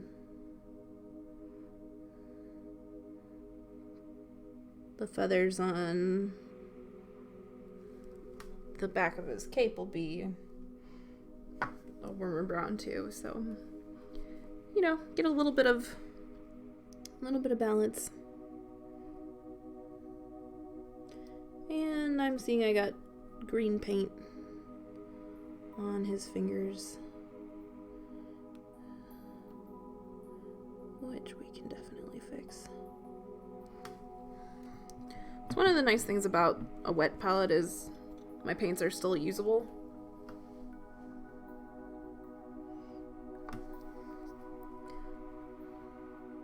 And they haven't dried out yet. So little mistakes like this are no big deal.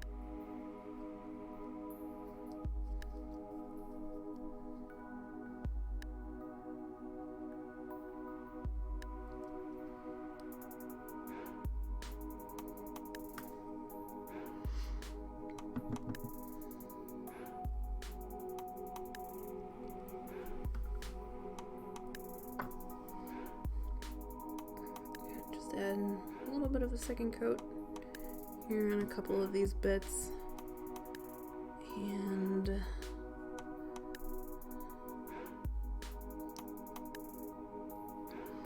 then we will go ahead and bust out my favorite color, coal black, to highlight.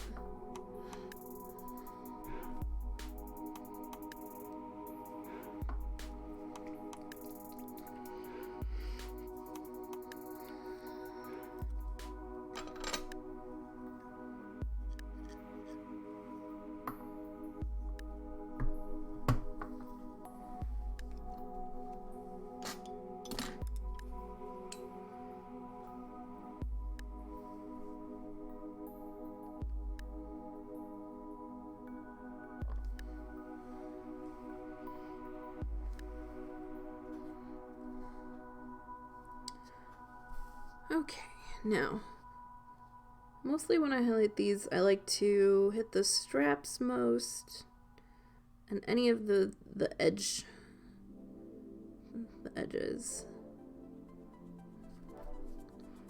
I'm laying on the knuckles and stuff here.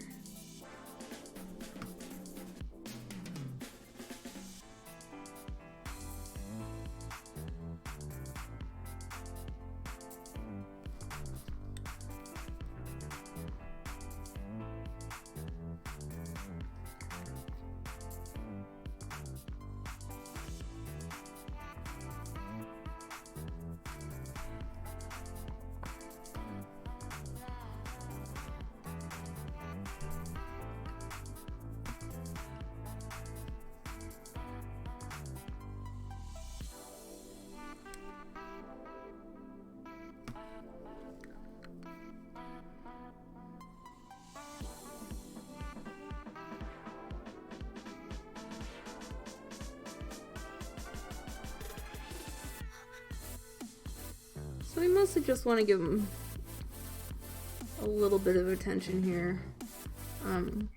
You know, may not be the most interesting part of the model. Like, we spent a decent amount of time on the cape.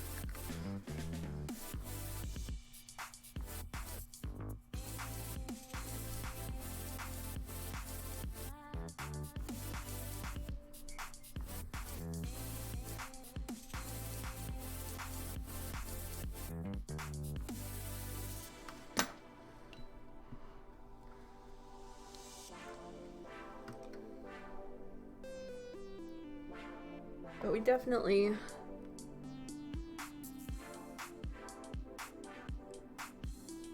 want to make sure that we can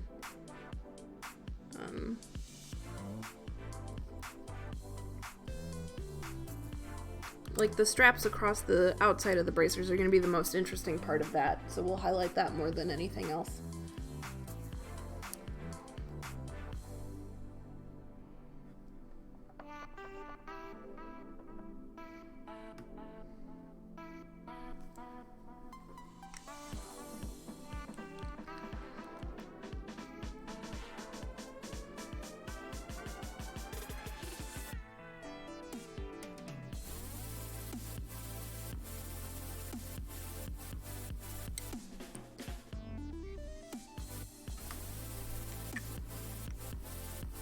And they'll eventually be getting like little silver buckles and whatnot.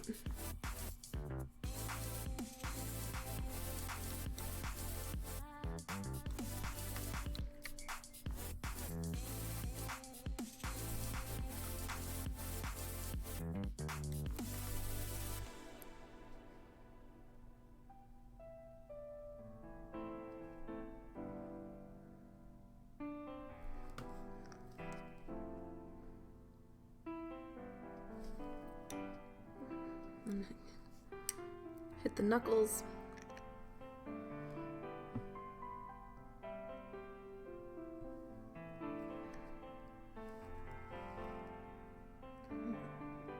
Some of this edge.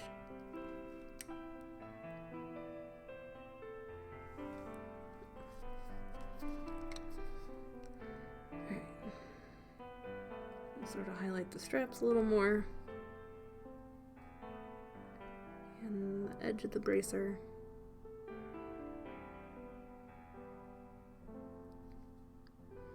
And then the knuckles on the glove.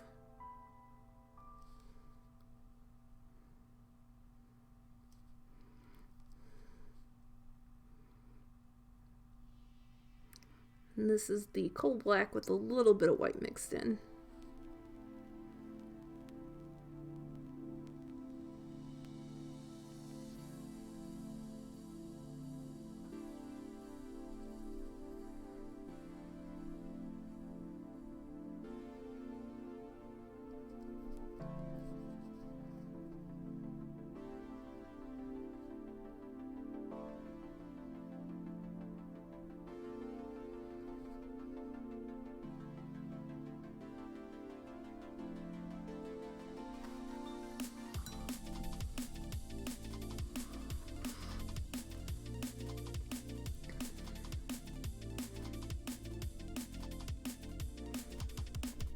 I'm just going to put one more little step on these, just so we can be sure that we're,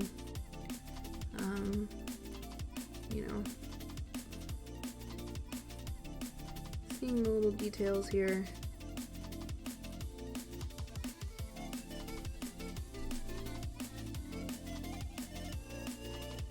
Kind of like edge highlights.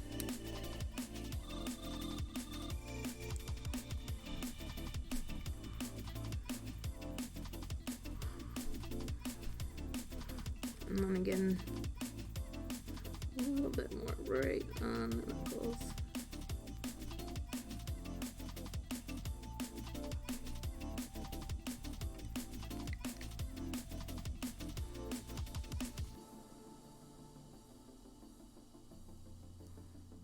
And same over here.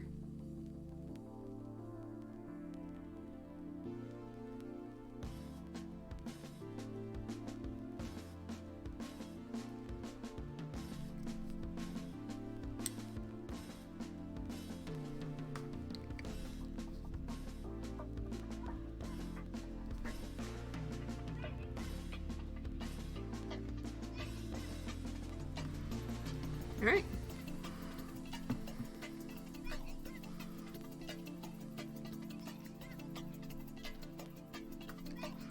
I did forget a little bit on the boot.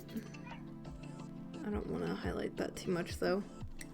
Really, when you're painting miniatures, like you don't want people to be like focusing on the shoes or whatnot, because they're not what's important. Like the face is important, the main elements are important. So we're gonna go ahead and do these feathers on the top of his cape now, and what we're going to do is actually start them with a gray and then add in brown, so that they look a little more like, you know, kind of natural feathers, where they're almost like the upper part of the feather is one tone and then the bottom is another.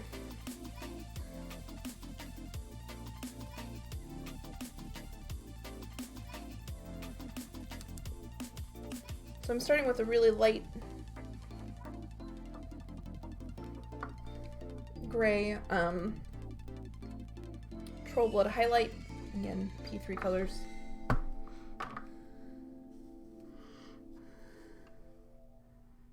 And we're just gonna try and carefully get into all of these.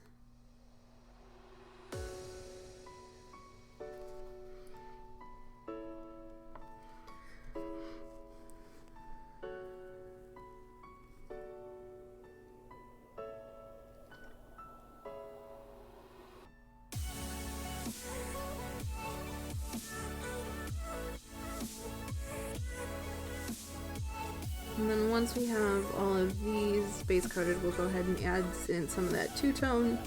And then we'll start doing a little bit of like fun little feather texture, because I think that is one of the things that really makes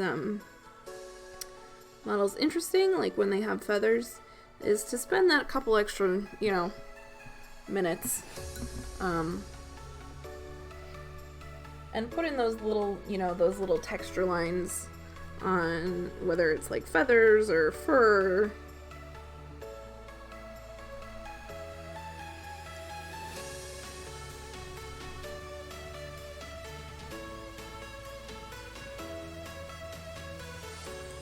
And, you know, not all of the feathers you're ever going to paint are going to be big enough to do this, but these are.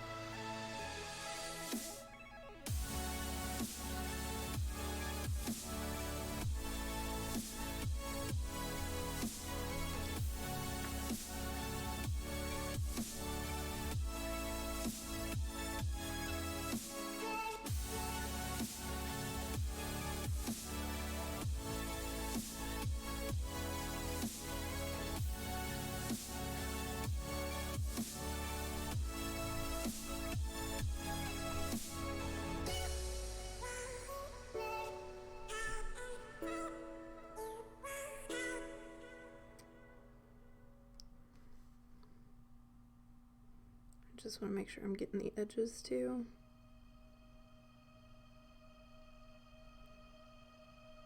Not getting any on the cloak.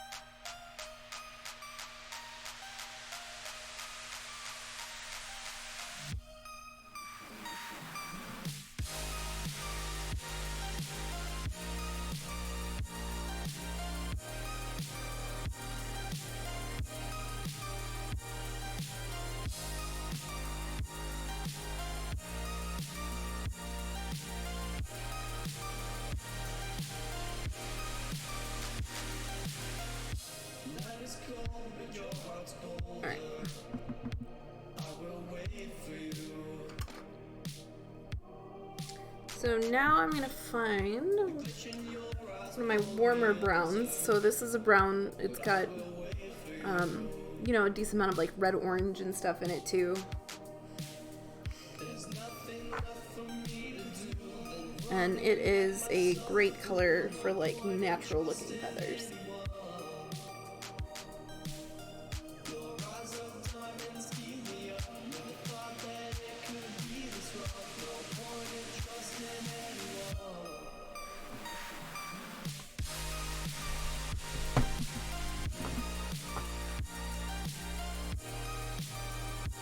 And then I'm kind of gonna thin it down a little with just some water.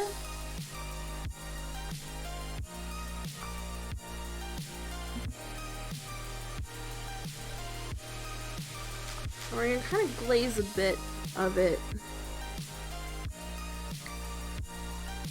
on the end of all of these. Just sort of, you know, we're not like super focused on, you know, making each one perfect, because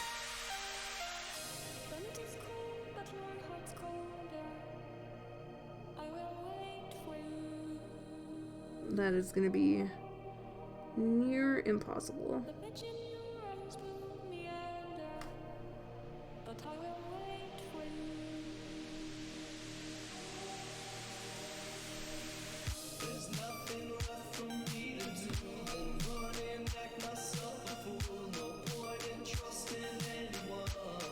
Again, we kind of want to make sure so all of these have little edges.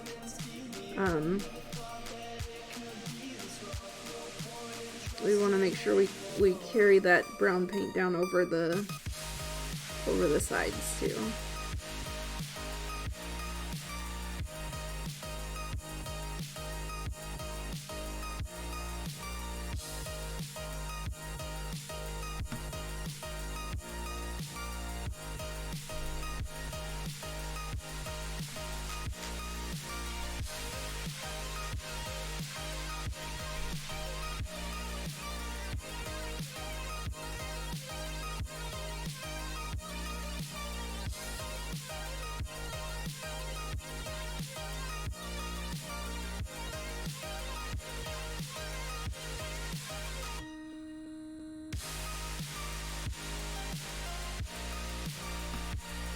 So kind of in a little bit of a diamondish shape on each one.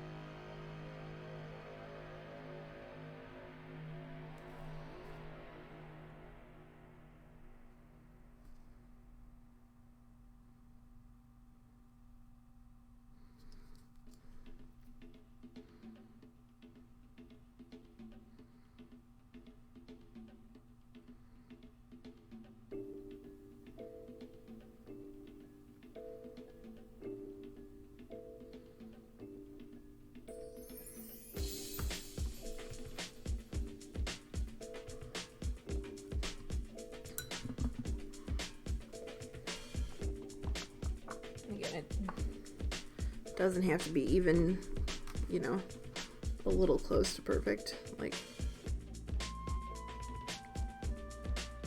good thing about feathers is they are organic and therefore vary.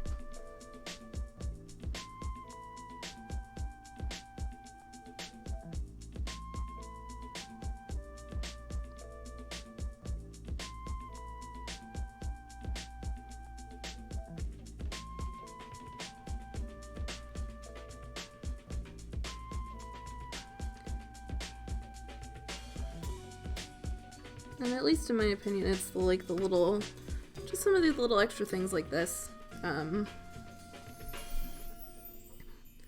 I think make a really big difference. Particularly even on like these small, gaming figures, to just bump them up and be like, yeah, hey, look, I cared about this model.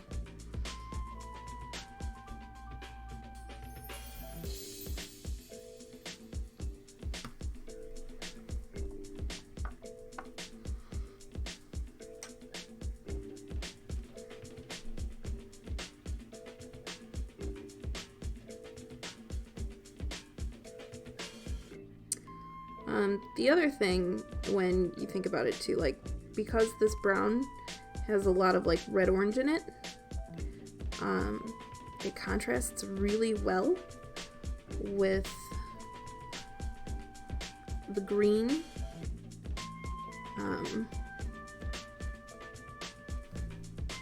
Since our traditional color wheel tells us that they are complementary colors.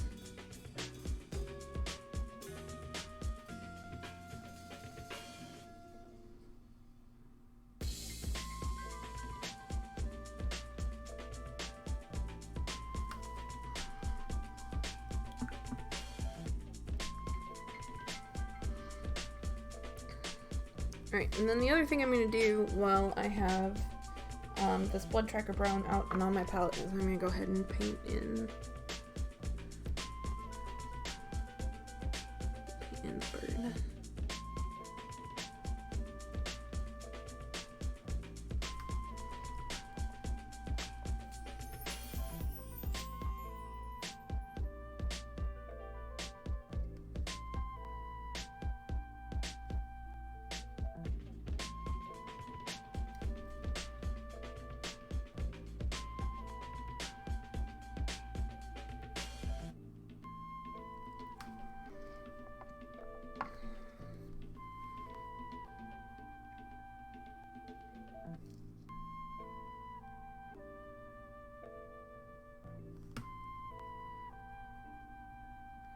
And we're gonna make him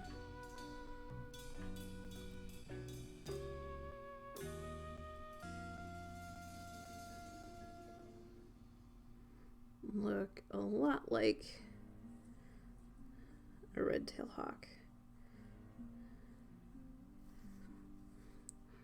So they've got kind of mostly brownish bodies, and this part will end up, like his wings and his back will end up a little darker. And they've got like white bellies and white tails with like red tips.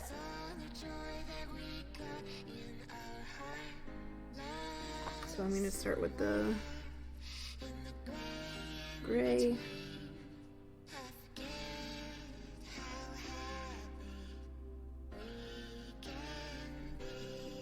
We get to see a lot of these around here.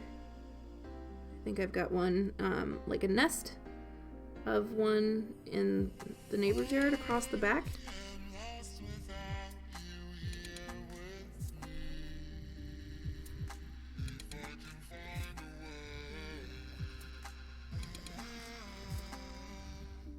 He comes visiting quite a bit.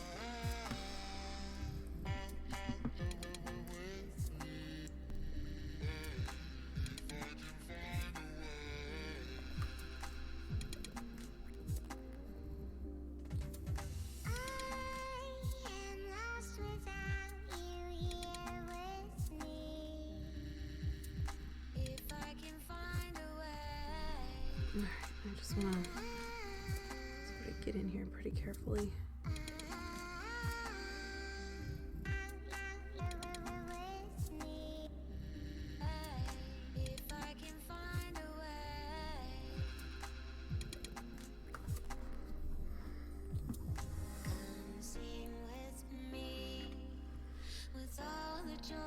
Okay, so there's a start, and now what I'm going to do is I'm going to take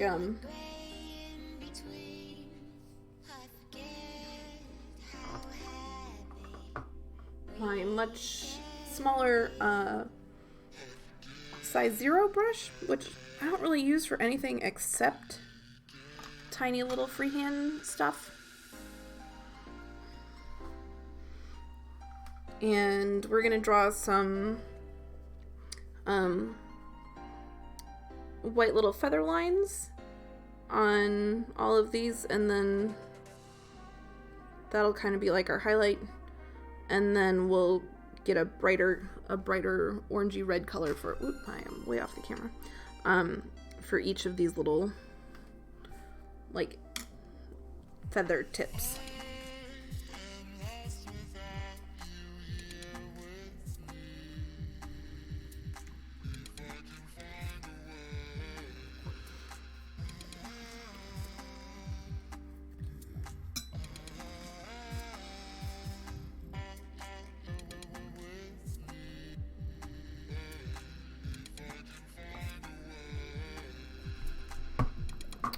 And drawing the center line, or painting that center line of each feather in, particularly on these big ones, is really important, because that's one of the things that help us recognize, like, visually that this is a feather and not something else.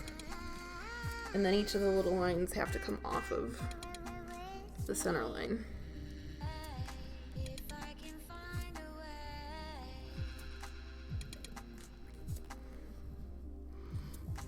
So start with one of these big ones. So get some center lines in.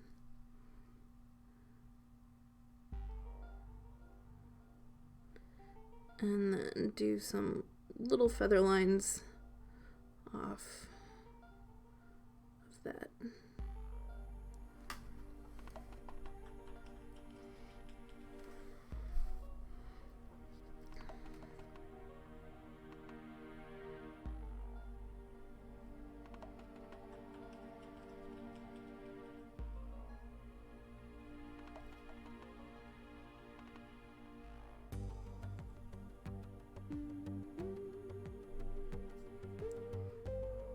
And not everyone's gonna have like a lot of, it's like just one or two is gonna make a really big visual difference. Be like, oh yeah, this is a feather.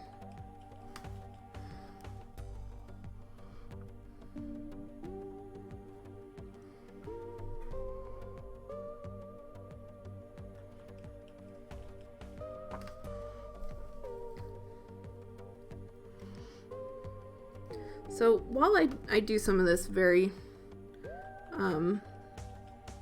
itty bitty detail stuff, does anybody have any questions? Because we are sort of getting close to end time here where we wrap it up.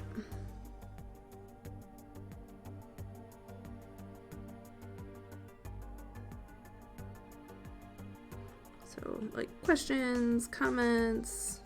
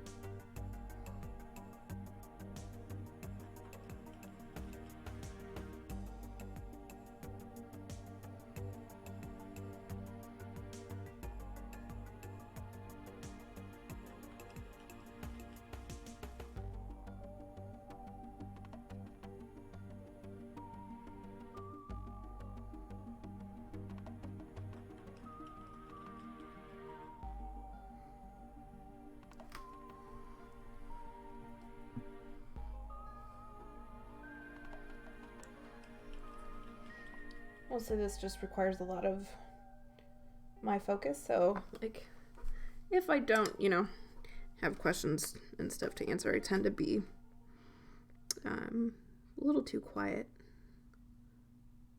because I'm concentrating. I also have a tendency to, like, hold my breath a little when making these tiny little lines. So, there's that too.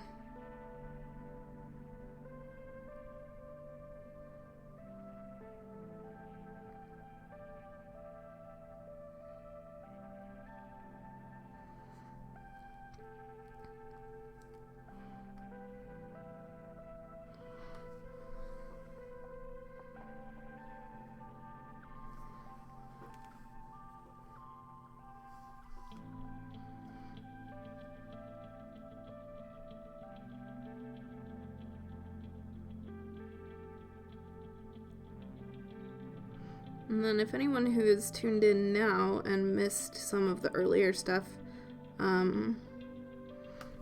the video on demand will be available on Twitch afterwards. So you can sort of go back and tune in and, see how we did the face or, the cape.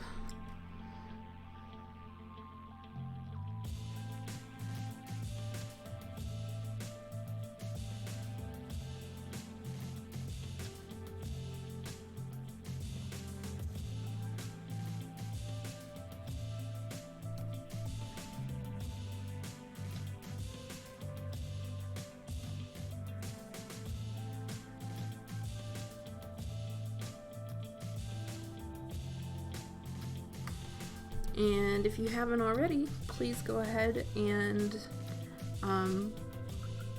subscribe to this channel, follow me on social media. I should be back to regular streaming now. I was totally down for the count last week. I was sick. Gotta hate those, last second, you think you get through the winter and didn't get the flu, and then wham.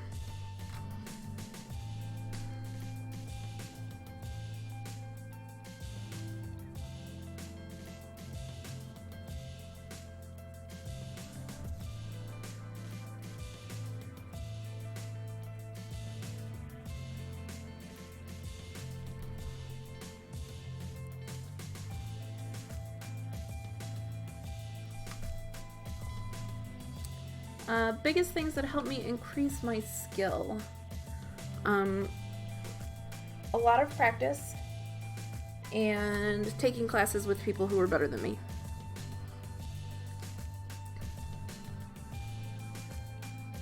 So getting some real hands-on feedback from people who could tell me where I could improve.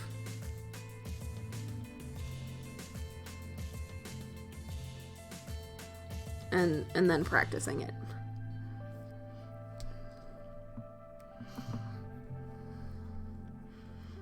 And honestly, that's still something I do.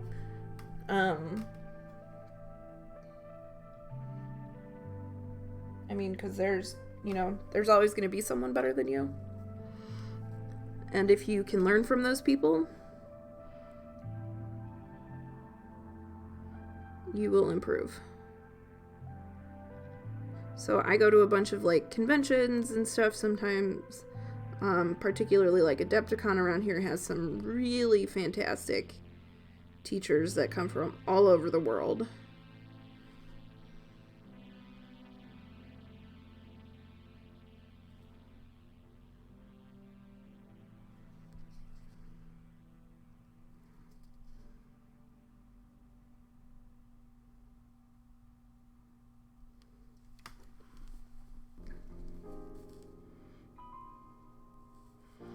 That's also a really good idea, Badger. Just, if you know that he's good, just hang out and watch. Watch what he does and then try to do it yourself.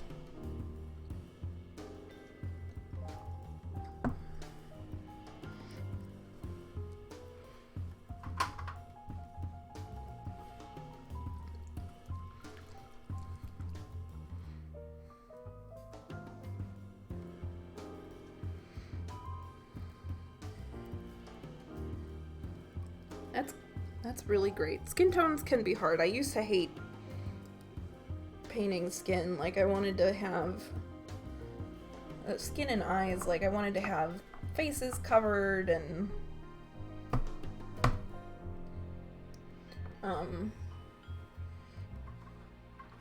not have to deal with it. But after having learned, like,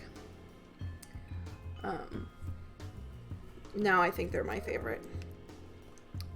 My normal streaming schedule is Tuesdays and Thursdays from 1 to about 4.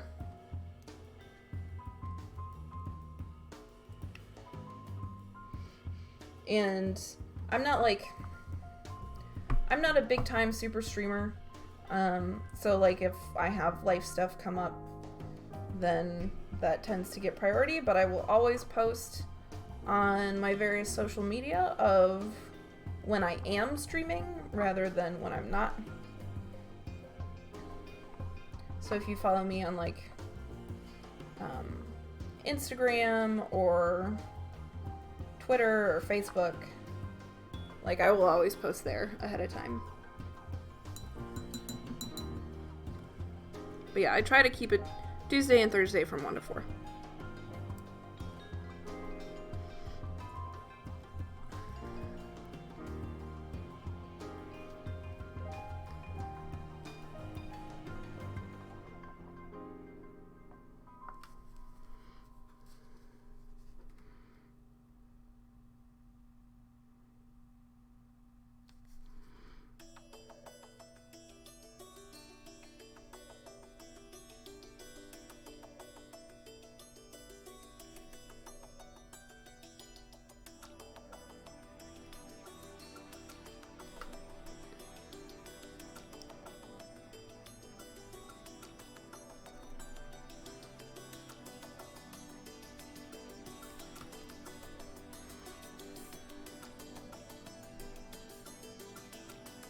Now I'm kind of just putting on some of these,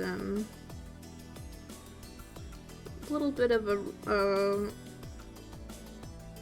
brighter red-orange, a little bit of a feather pattern on the tips of these.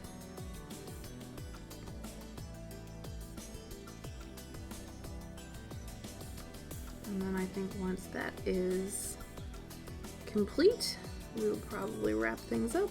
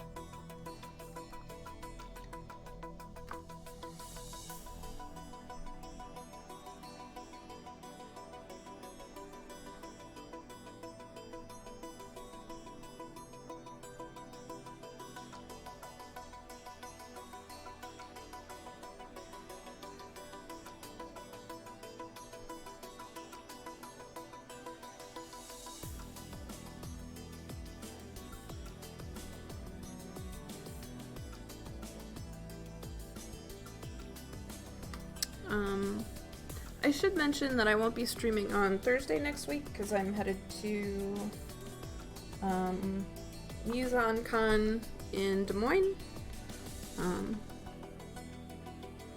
So I will be in a car driving out there during my normal time.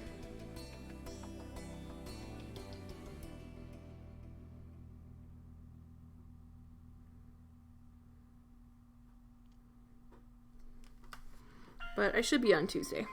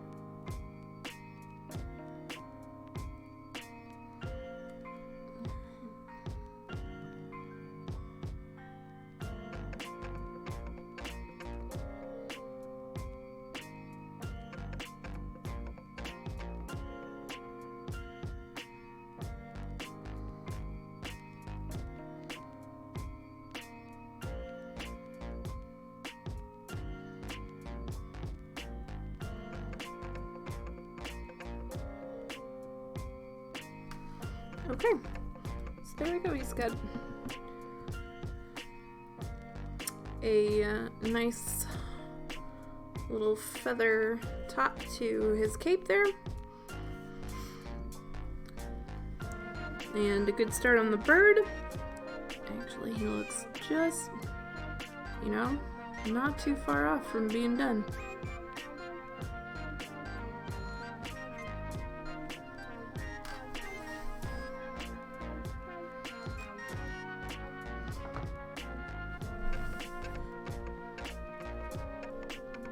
Alright, I want to thank everyone for tuning in and hanging out with me this afternoon.